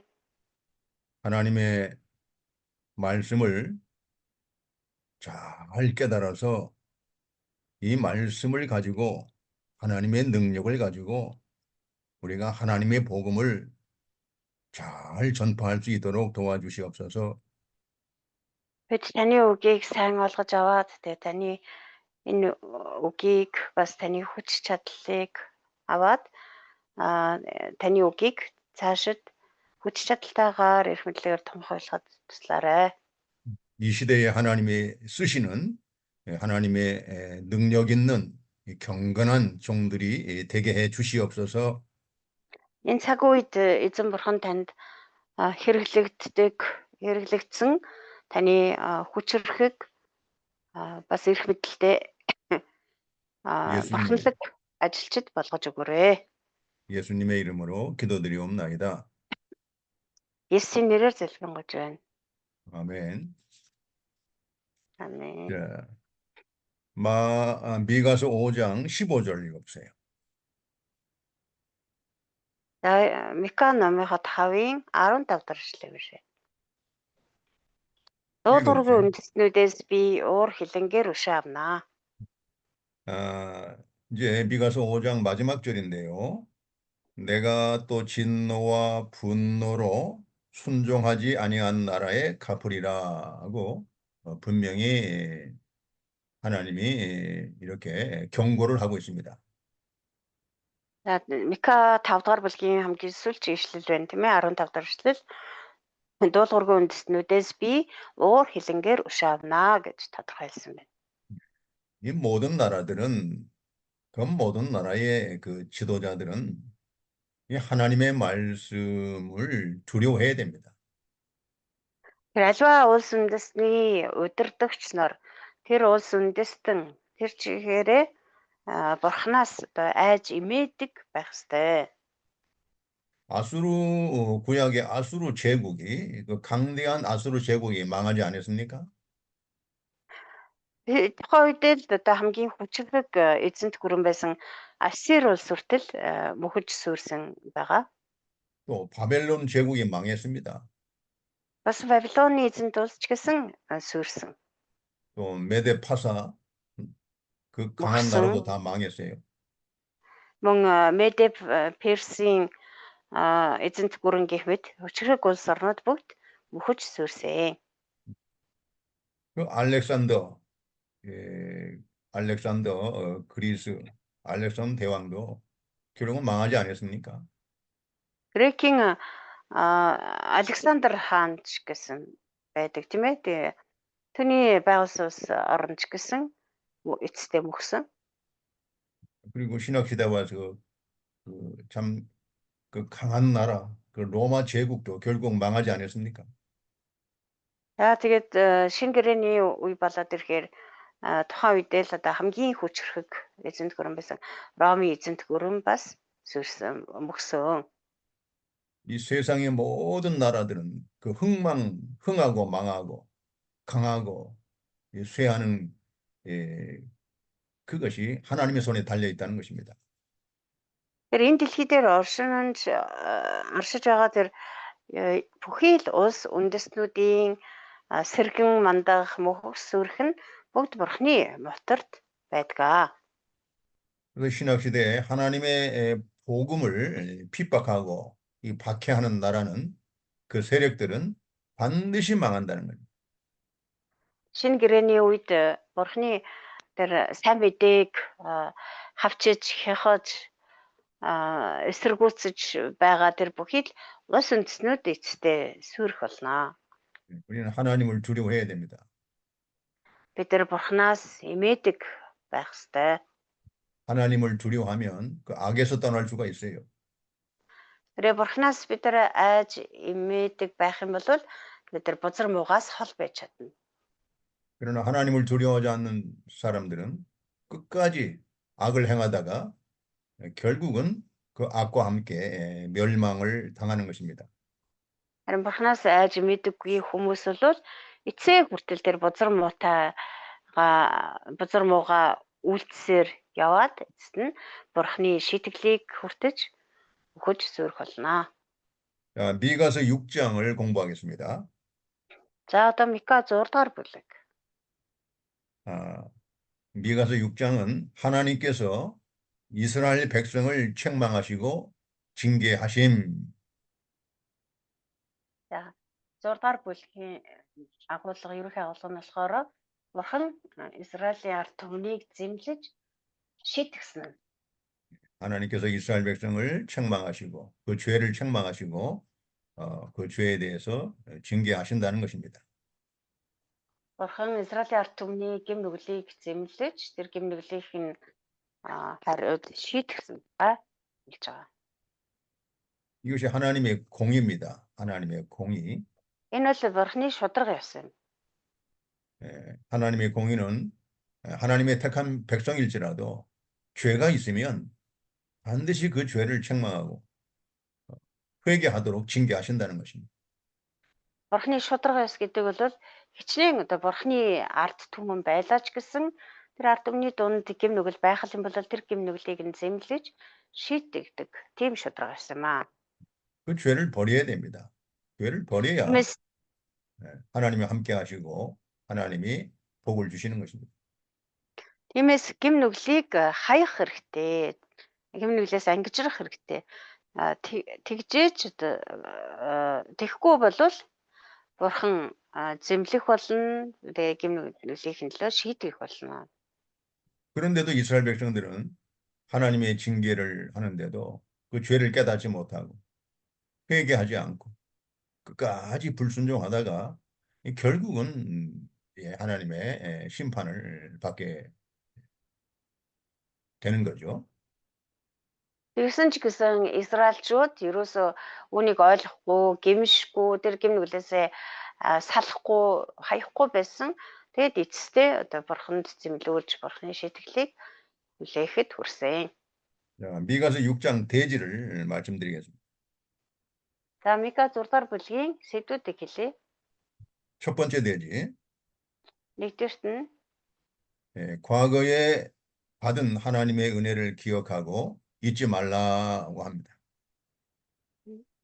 урд нь хүрсэн Бурханы нэгүслийг санаж яваа. Мартахгүй 네, санаж яваа. Урд нь 1절로 Бурханы 5절입니다. нэгүслийг марталгүй санаж яваа. 네, 1-5 일- дугаар эшлэл. 자, 두 번째 대지, За 2 дахь хэсэг нь 하나님께서 은혜 받은 백성에게 요구하시는 것이 있다는 것입니다. Бурханы нэгүслийг бүтсэн ард түмнээс шаарддаг зүйл. 예, 하나님께서 은혜 받은 택함 받은 백성들에게 하나님이 요구하시는 것이 무엇인가? Бурханы нэгүслийг хүртсэн ард түмнээс Бурхан юу шаарддаг вэ гэдэг талаар. 그 6절로 8절입니다. За 6-аас 8 дугаар эшлэл. 세 번째 대지, За 3 дугаар хэсэг нь 하나님의 징계를 받는 태도. Бурханы шийтгэлийг хүлээн авах хандлага. 하나님이 징계하실 때에 그 징계를 받는 태도를 우리에게 가르치고 있습니다. Бурхан нэгэнт шийтгсэн бол тэр шийтгэлийг бид нэр ямар хандлагаар хүлээж авах вэ гэдэг тухай зааж өгсөн байна. 9절로 16절입니다. 9-өөс 16. 자, 그러면 첫 번째 대지, 과거에 받은 하나님의 은혜를 기억하고 잊지 말라. За нэгдүгээр хэсэг нэгдүгээр хэсэг нь болохоор өмнө нь авсан Бурханы нэгүслийг марталгүй санаж яваа гэсэн байна. 1절과 2절을 읽어주세요. 1-2 дугаар эшлэгийг уншъя. Эзний юу айлдаж бүг одоо сонсогдун босож уулсын өмнө хэрэгээ мэдүүлж толгодод дуу хоолойгоо сонсго. Уулс болон дэлхийн хүчит суурай.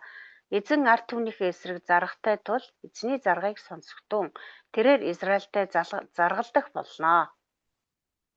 자, 이 1절과 2절의 내용은 여호와께서 이스라엘에게 행하신 그 의로운 일이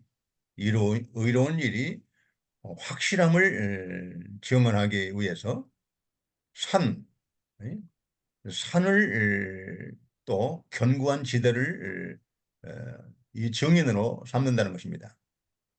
1-2 дугаар эшлэгийг харах юм бол Бурхан урд нь Израилийн ард түмэнд үлдэж байсан бүхэн нь зөвхт байсан гэдгийг одоо нотлохын тулд уулс болон дэлхийн хүчит суурийг тэр Израилийн эсрэг заргын гэрчээр дуудаж байгаа тухай байна.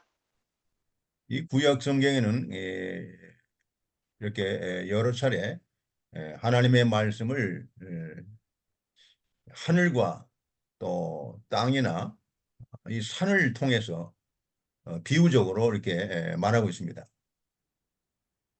Хошин гэрээний номод дээр одоо нэлээд хідэн хэсгүүдэд бурхны тэр одоо үгийг тийм ээ бурхны тэр альдч байгаа үгийг одоо тунхаглахдаа тэнгэр газар ч юм уу альсгэл уус толгод гэх мэт зүйлсээр одоо гэрч хийл болгож тунхаглах тохиолдол байдаг.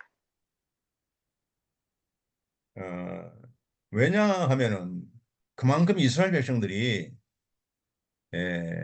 시간이 지날수록 마음이 변해버리고 또 하나님께서 떠나버리고 그래서 하나님께서는 이 변하지 않는 하늘이나 어떤 큰 산이나 이 견고한 지대를 하나의 정인으로 삼고 이렇게 하나님의 말씀을 이렇게 했다는 것입니다.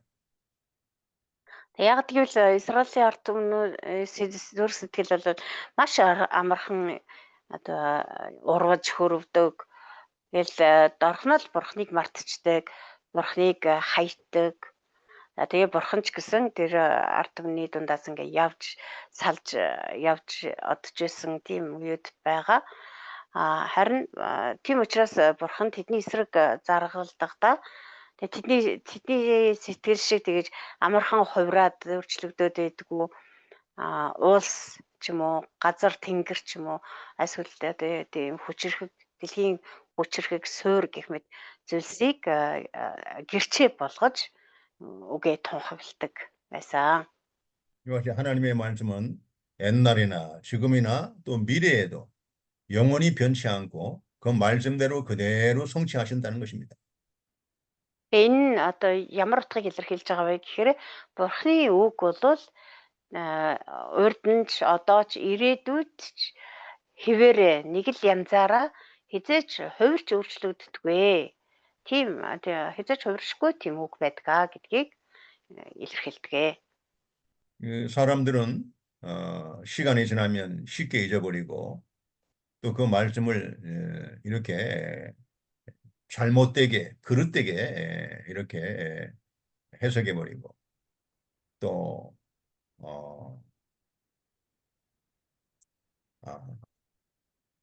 그 하나님의 말씀에 가지고 또 사탄이 얼마든지 거짓말로 사람을 속일 수 있기 때문에 하나님께서는 이 글로 선지자들에게 하나님의 말씀을 글로 기록하라고 했습니다. 이것이 바로 성경입니다. Хүний зүрх сэтгэл гэдэг бол тийм ээ цаг хугацаа өнгөрөх тусам мартдаг эсвэл бол одоо бурхны тэр үгийн утга санааг нь өөрсдийнхөө дураар тайлбарладаг, буруугаар мушгин гуйвуулдаг. Тэгээд сатан ч гэсэн бурхны үгийг одоо тасалж аваад дундаас нь тасалж аваад биднээр тоглоом хийдэг тийм ээ одоо биднийг хуурч мэхэлдэг гэсэн.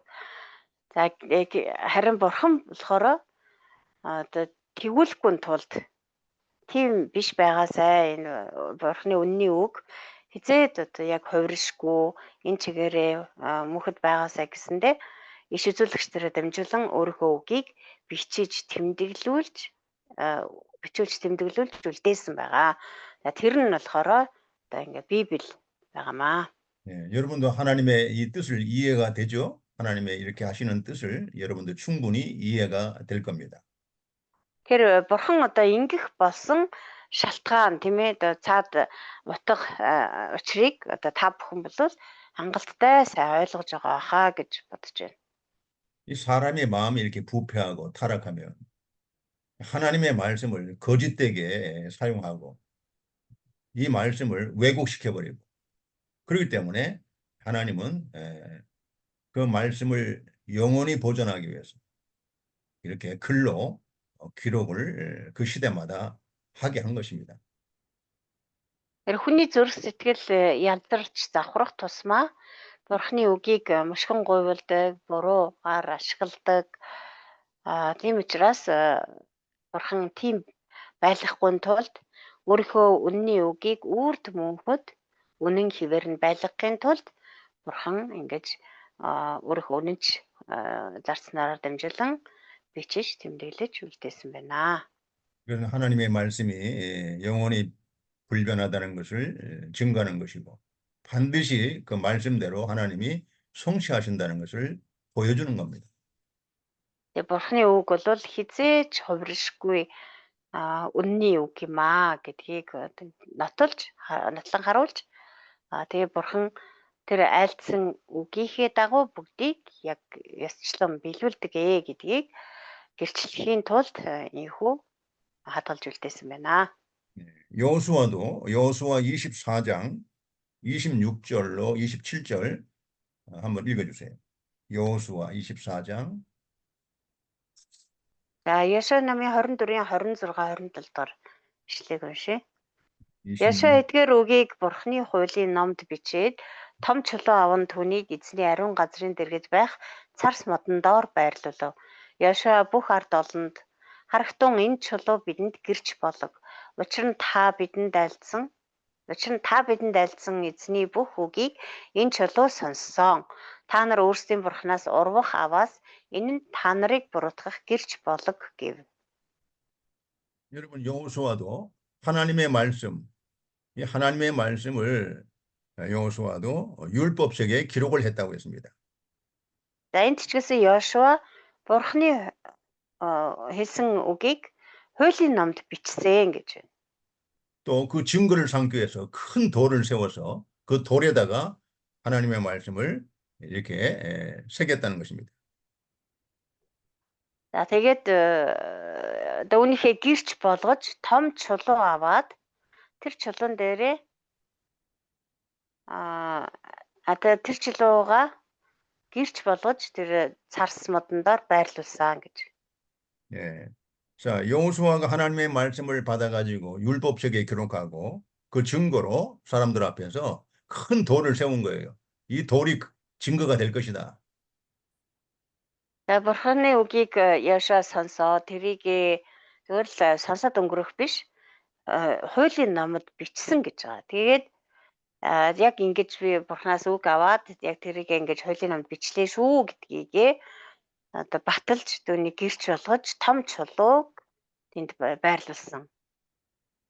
그리고 27절에도 모든 백성에게 이르되 보라 이 돌이 우리에게 증거가 될 것이다. 예? 이는 여호와께서 우리에게 하신 모든 말씀을 이 돌이 들었다. 그렇게 증언하고 있습니다. Тэгээд 27 дээр нь бүх ард олонд хандаад харагтун энэ чулуу бидэнд гэрч болно. Учир нь та бидэнд айлдсан эзний бүх үгийг энэ чулуу бас сонссон. 그런즉 너희가 너희 하나님을 부인하지 못하도록 이 돌들이 그 증거가 된다고 분명히 밝히고 있습니다. Тэгээ хэрвээ та нар эзэн Бурханаасаа урвах юм бол энэ чулуу та нарыг буруутгах гэрч болно гэсэн байна. 이게 하나님이 구약 시대에 보면 하도 마음이 안타깝고 이 백성들이 하나님의 말씀을 듣지 않고 잊어버리고 또 잘못되게 이용하고 그러니까 하나님은 이 변하지 않는 이 자연 만물을 통해서 그 증거를 삼는다고 이렇게 말씀하고 있는 거예요. Тэр хуучин гэрээний үед Бурхны ард түмэн гэдчихээс Израильчууд одоо Бурхныг ингэтэл нь тийм ээ ингэж сэтгэлийг нь шаналтал нь тэр үгийнд нь дугуулгургүй байсан, үгийг нь машгин гуйвуулж исэн, тэр үгийг нь мартаж байсан. Тийм учраас Бурхан одоо энэ дэлхий дээр байгаль дээр байгаа тэр хувирч өөрчлөгддөг одоо мэдээж хувирч өөрчлөгдөн л да. Гэхдээ барагтай л бол одоо хувирч өөрчлөгддөггүй энэ тэнгэр газар ч юм уу, уул ус ч юм уу эсвэл энэ одоо чулуу хүртэл одоо тэдний эсрэг гэрч болгож байсан байна. 이사야 선지자도 이사야 1장 2절, 3절을 읽어보시기 바랍니다. За Исая иш үзүүлэгч гэсэн адилхан хэлсэн байгаа. Исая 1-ийн 2 3 дугаар ишлэгийг. Бишээ. 읽어보세요. Тэнгэрээ сонсогдун газраа чих тавигдун эзэн айлдаж байна. Өсгөж торниулсан үрс маань өвдөс минь тэрслэн баслаа. Үхэр эзнээ илжигч эзнийхээ твшийг таньдаг. Израиль харин таньдаггүй. Улс олон минь ухаардаггүй.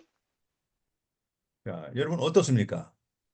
이 말씀을 우리가 이게 들을 때 여러분도 이 하나님의 심정을 조금이라도 이해하시겠습니까?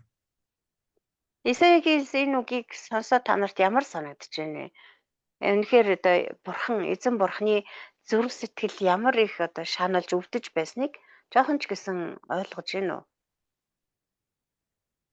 여러분들도 이 하나님의 심정을 우리가 하나님의 심정을 가지고 우리가 하나님의 일을 해야 됩니다. Бид нэр бурхны ажлыг хийхдээ яг бурхны тийм зүрх сэтгэлийг тээж хийх ёстой. 하늘과 땅도 다 알고 있고 소와 그 나귀와 이런 가축들도 다 알고 있는데 왜 이스라엘은 그 주인을 몰라보고 하나님 아버지를 그렇게 모르냐 말이에요. 왜 거역하냐 그 말이에요. Тэнгэр газар хүртэл одоо эзнээ таньдаг, мэддэг тийм ээ.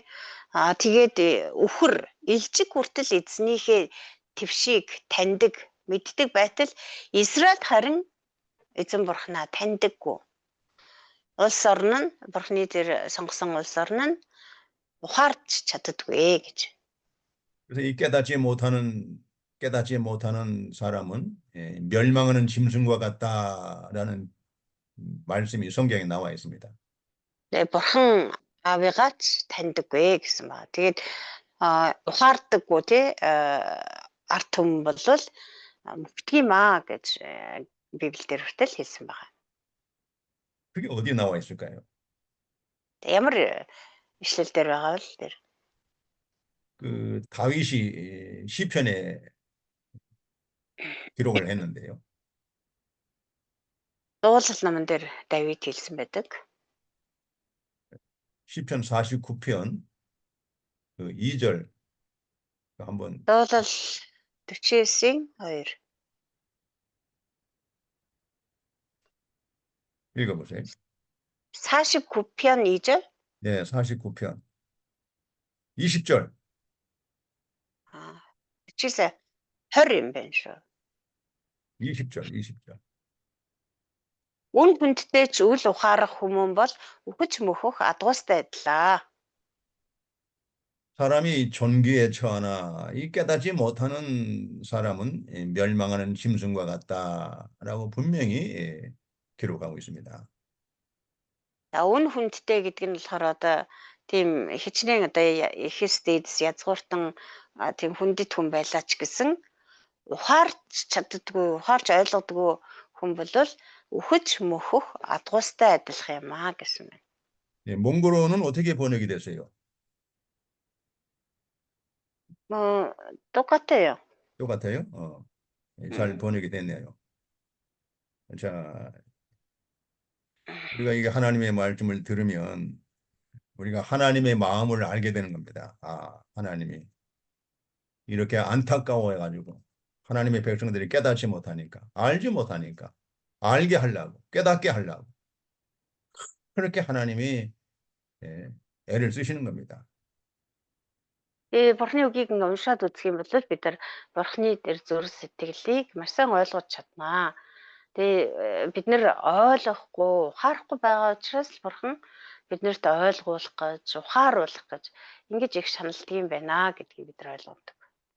여러분들도 그 교회를 돌보면서 그 성도들 가운데 이렇게 깨닫지 못하고 알지 못하고 엉뚱한 짓 하는 사람 많잖아요. Бид нар ч гэсэн одоо чуулганы үйлчлэл хийгээл явж байгаад чуулган дотор одоо тэгэж зааж одоо ойлгуулж ухааруулах гэж хичээж байхад ерөөсөө ойлгодгүй, ухаардаггүй тийм итгэгч нар байдаг шүү дээ. 여러분 그럴 때 그 이사야 1장 2절과 3절 말씀을 가지고 한번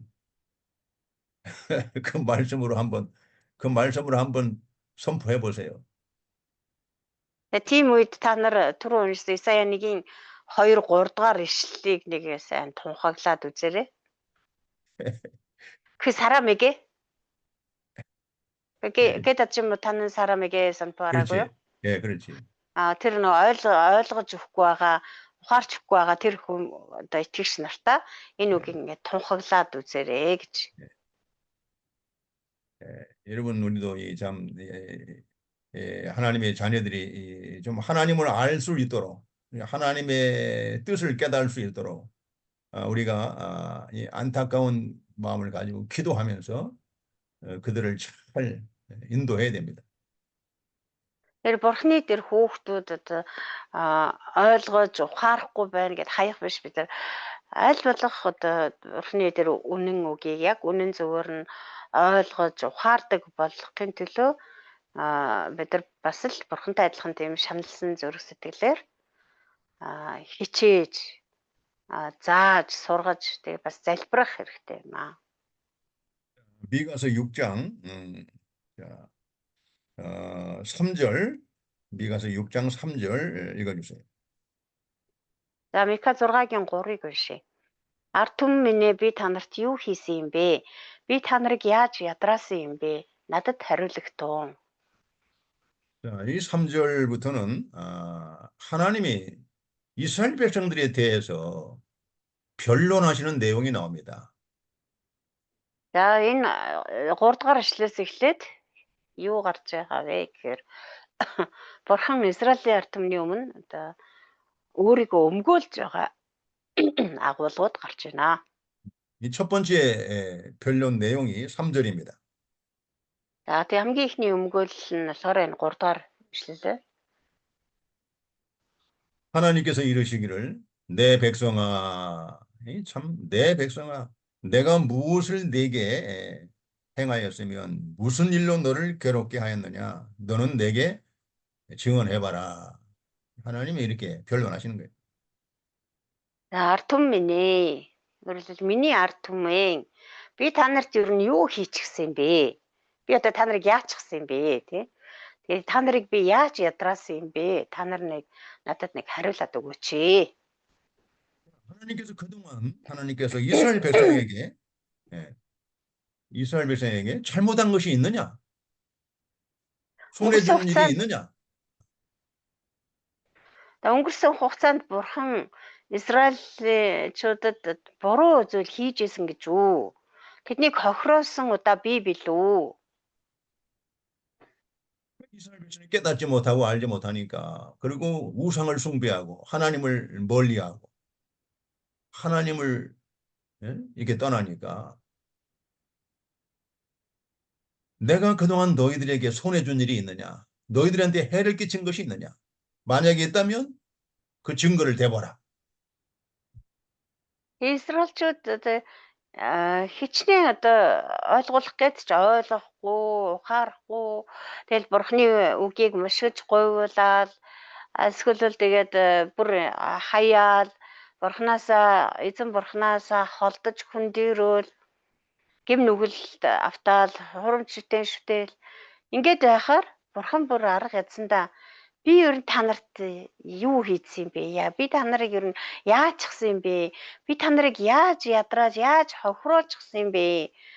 Яаж одоо тэгж та нарыг ядраасан болоо та нар надад ингэж хандаж байгаа юм бэ? гэж асуусан байна. 우리가 대답할 수 있겠습니까? 하나님이 나에게 그래 Бурхан надаас ингэж асуух юм бол би хариулж чадах болов? 지금까지 우리에게 하나님의 행하신 일이 우리한테 피해를 줬습니까? 우리를 괴롭게 했습니까? Өнөөдрийг хүртэл Бурхан биднийг хохироож ирсэн нөө. Өнөөдрийг хүртэл Бурхан биднийг зовоож шаналгаж байсан уу? 우리에게 손해를 주거나 우리를 이렇게 고통을 주거나 우리에게 해를 끼친 일이 없잖아요. Эднийг бурхан одоо зовоож, шаналгаж, хохироож исэн одоо байхгүй үстэй. 자, 그다음에 이제 4절과 5절 읽어보세요. За цааш нь 4-5 дугаар эшлэгийг уншъя. Би та нарыг Египт нутгаас авчирч боолчлын гэрээс золин аварсан. Би та нарын өмнө Мосе, Арон, Мириам нарыг илгээсэн. Моабын хаан Балак юу зөвлөж, Биорын хүү Балам юу хариулж байсныг эзэн яаж хамгаалтгийг та нарт мэдүүлэхээр Шитимээс Гэлгалд юу болсныг санаач ард түмнэ. 자, 이 두 번째 변론의 내용입니다. За энэ болохоор бурхны одоо хоёр дахь өмгөөлөл байна. 예. 하나님은 과거의 역사적인 사실을 상기시키면서 이스라엘 백성들에게 하나님의 행하신 일이 의롭지 않느냐, 공의롭지 않느냐, 올바르지 않았느냐, 선한 길을 선한 길로 인도하지 않았느냐. 이게 하나님이 스스로 변론하시는 겁니다. За тэгээ энэ хэсэгт болохоор бурхан тэр түүхэн баримтуудыг дурдсан байна тийм ээ. Тэгээд энэ тэр түүхэн баримтуудыг дурдаад өнгөрсөн хугацаанд би одоо Израильчууд та нарт хийсэн бүхэн маань тэгэхээр шудраг байсан биз дээ, зөв байсан биз дээ. Хамгийн сайныг л би та нарт үлдэж исэн биз дээ гэж одоо өөрийгөө өмгөөлжээ.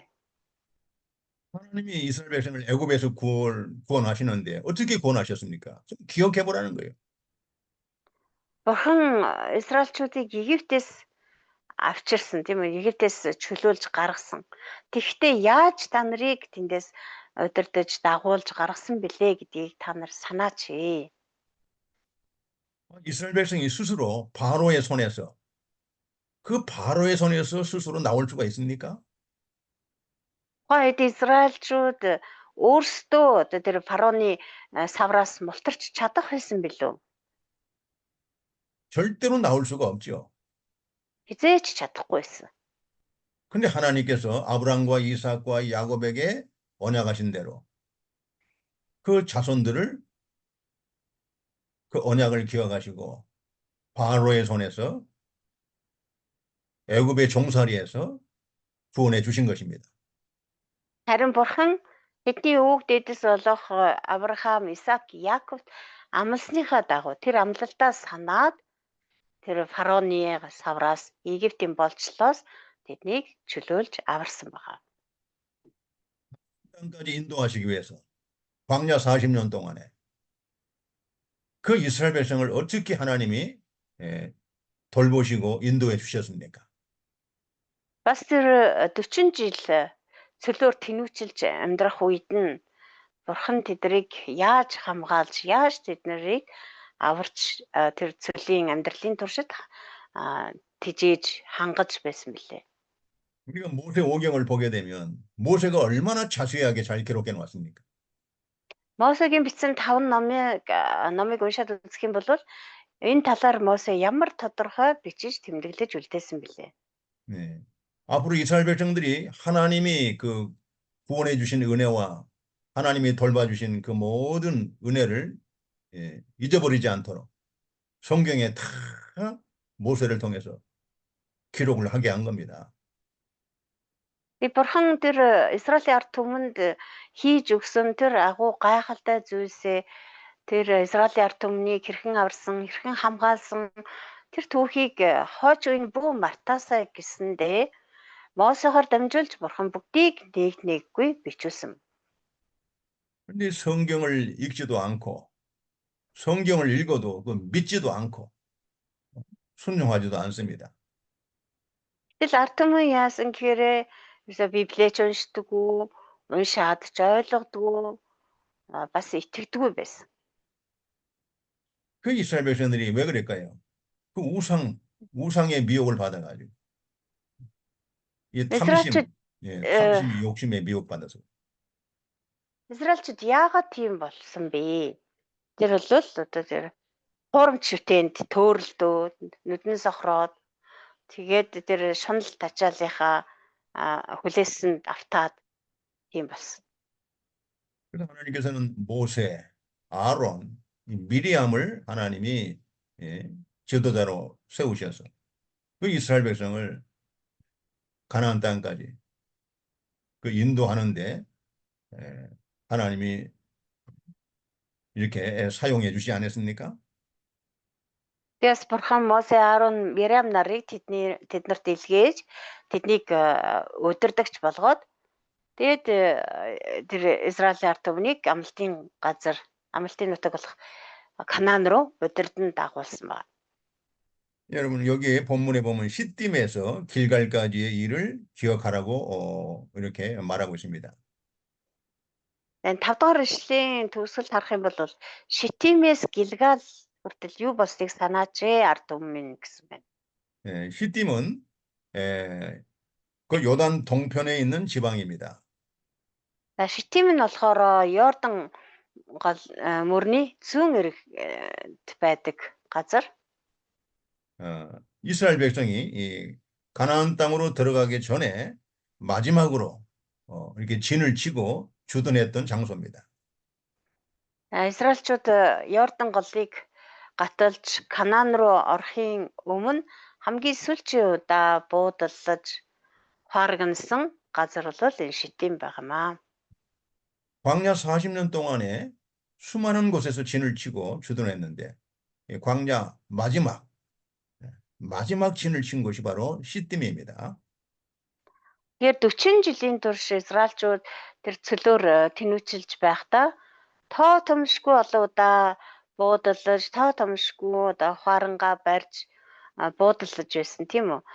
Тэгээд одоо хамгийн эцэст нь одоо энэ цөлийн амьдрал нь дуусаад Йордан голыг гаталж Канаан руу орохын өмнө хамгийн сүүлчийн удаа тэр цөлд буудаллаж хуаргасан газар нь Шитим байсан. 이것은 광야 40년 동안에 하나님의 이스라엘 백성들에게 행하신 그 의로운 일, 그 공의로운 일, 그 수많은 은혜를 베푸신 일을 기억하라는 것입니다. Тэгэхээр Шитимийг энд дурдсан байна гэдэг нь болохоор тэр Израилийн ард түмэн 40 жилийн турш тэр цөлийн амьдралыг туулж байх үед Бурхан тэдний дунд яаж ажилласан бэ? Бурхан тэдэнд юу хийж өгсөн бэ гэдгийг та нар марталгүй санаж яваа гэдгийг энэ Шитим гэдэг нэрээр дамжуулан хэлж байна. 길갈을 기억하라는 겁니다. 길갈.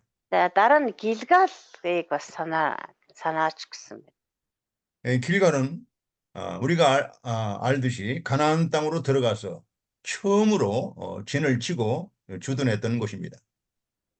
За Гэлгал гэдэг нь болохоор бидний мэдэж байгаачлан Йордан голыг гатлаад хамгийн түрүүнд одоо Канаанд хөл тавиад тэгээд буудалсан газар бол энэ Гэлгал юм. 자, 이 길갈은 기억할 때마다 이 하나님의 백성 이스라엘 백성들이 가나안 땅에 들어가서 그 가나안 땅에 살고 있는 그 수많은 그 강한 그 원수들을 이 가나안 족속들을 하나님이 다 물리쳐 주신 거, 하나님의 능력으로 다 물리쳐 주시고 승리케 한 것을 기억하라는 거예요. За тэгэхээр Гэлгалыг бас санаач гэсэн нь ямар учиртай вэ гэхээр Израилийн ард түмэн тэр Канаан нутагт очоод тэгээд тэр Канаанд урд нь нутаглаж байсан тэр хүчрхэг тэр улс үндэстнүүдийг бүгдийг нь Бурхан тэдний өмнөөс тулалдаж ялалт байгуулан тэр газар нутгийг нь Израильд булаан авч өгсөн тэр үйл явдлыг санаач гэсэн үг юм. 우리도 이와 같이 이 과거에 이 광야 같은 여러 가지의 환난과 고통과 어려움을 당할 때 하나님이 구원해 주시고 은혜 가운데 인도해 주신 것, 그걸 기억하라는 거예요.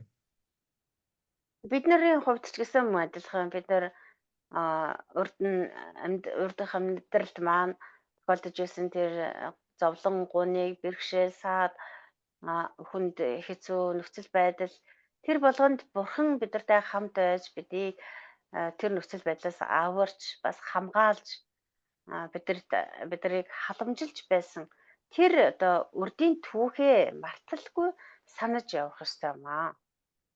우리가 이 하나님의 은혜를 기억하고 감사하는 것은 이게 참 하나님의 백성으로서 마땅히 해야 될 일입니다. Бурхны нэгүслийг мартахгүй санаж талархаж явна гэдэг бол Бурхны ард түмний хувьд бол зайлшгүй байх ёстой зүйл юм. 그 이런 말이 있습니다. 그 은혜 받은 것은 그 흘러가는 물에다가 사람이 이렇게 쓴대요. 금방 잊어버리는 거죠. 음. 그런 말이 있다고요? 네. тэр нэг ийм одоо зөөр үг байдаг. Одоо хүн болвол ингэж тэр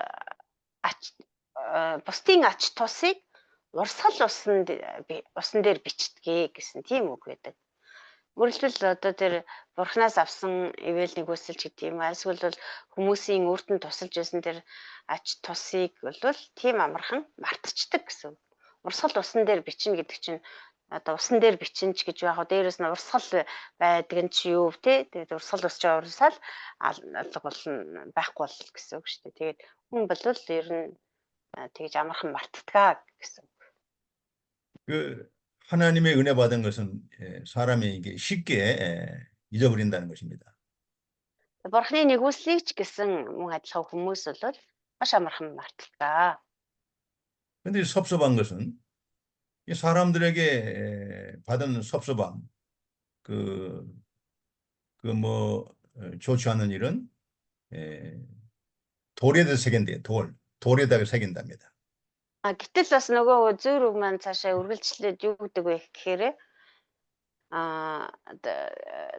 харин одоо бусдаас авсан тэр шаргач гэдэг юм уу гомдол харуулслаа болохоор хадан дээр сэлдэг гинэ. 예, 이것이 인간의 부패성이에요. Энэ бол ерөөсө хүний тэр ялзрал завхарлыг илэрхийлсэн одоо зөөрлөж хэлсэн үг байна. 그 은혜 받은 거, 이 도움을 받은 거, 여러 가지로 참 혜택을 받은 거, 하나님과 사람 앞에 받은 것이 많잖아요. 근데 그건 쉽게 잊어버리고 섭섭한 것은 돌에다 새겨서 오랫동안 마음속에 새겨서 기억한다는 거예요. Тэр хүмүүс л ерөөсө дотроо ийм одоо ялзрал завхрал ингээд унчихсан байдаг бахан. Тийм ээ. Одоо Бурханаас авсан одоо хүнээс авсан тэр ач тус тэр хайр ивэлийг бол урсгал усны дээр бичих мэтэр тэг дорхноо мартчихдаг. Гэтэл одоо хэн нэгэн одоо намайг шархлуулсан одоо жоохон гашуун үг хэлсэн ч юм уу эсвэл гомдоосон байх юм бол тэрийг бол хадан дээр сэлчихсэн мэт одоо хизээч арилшгүйгээр ингээд зүр сэтгэлдээ тэгээд явж идэг гэсэн. 그 이스라엘 백성들이 하나님께 은혜 받은 거, 구원받은 거, 도움받은 거, 환난 가운데 피난처가 내주신 거. 그건 너무 쉽게 잊어버려요. Израильчууд бол яг л тийм байсан гэсэн үг. Бурханаас авсан тэр хайр халамж, ивэл нэгүсэл, хамгаалалт, Бурхан тэдний одоо хорогдох газар нь болж исэн энэ бүхнийг бол маш амархан мартчихсан. 그래서 하나님께서 이 성경에 기록을 해놔서 잊어버리지 않도록 다시 기억나게 하고 다시 생각나게 하고 그래서 다시 하나님께 돌아와서 감사한 마음으로 하나님을 다시 잘 섬길 수 있도록 이 성경을 주신 거예요. Тийм болохоор л Бурхан одоо тэгж битгий одоо мартаасай он удаан жил ингэж санаж талархаж яваасай хойч үедээ бас ингэж ярьж өвлүүлж дамжуулж өгөөсэй гэсэндээ тэр бүхнийг ингэж Библи болгож бичиж тэмдэглэж үлдээсэн байна. 이 강의 끝난 다음에 신명기 8장을 한번 읽어보세요. Тэгээ хичээл дуусны дараа та нар Дэд хууль номын 8 дугаар бүлгийг уншаад үзээрэй. 이 모세가 앞으로 그 이스라엘 백성들이 참 그런 상황을 염두에 두고 미리 신명기 8장에다가 그 말씀을 기록해 놓았습니다. Мосе одоо хожмын одоо явдлыг төрүүлж одоо ингээд сэтгээд тийм ээ. Одоо хожим энэ арт түмэн одоо ингээд мартчих магадгүй. Энэ үннээс ургаж магадгүй гэсэндээ энэ Дэвтгүйлэн 8 дахь бүлэг дээр зориуд одоо тэгэж хэлж бичиж үлдээсэн байгаа. 우리 성경을 보면 하나님이 우리의 그 부패성을 알기 때문에 죄 가운데 빠지지 않도록 하기 위해서 그 하나님을 기억하도록 아주 자세하게 성경 말씀에 다 기록을 해놨어요. 놀라운 일이에요.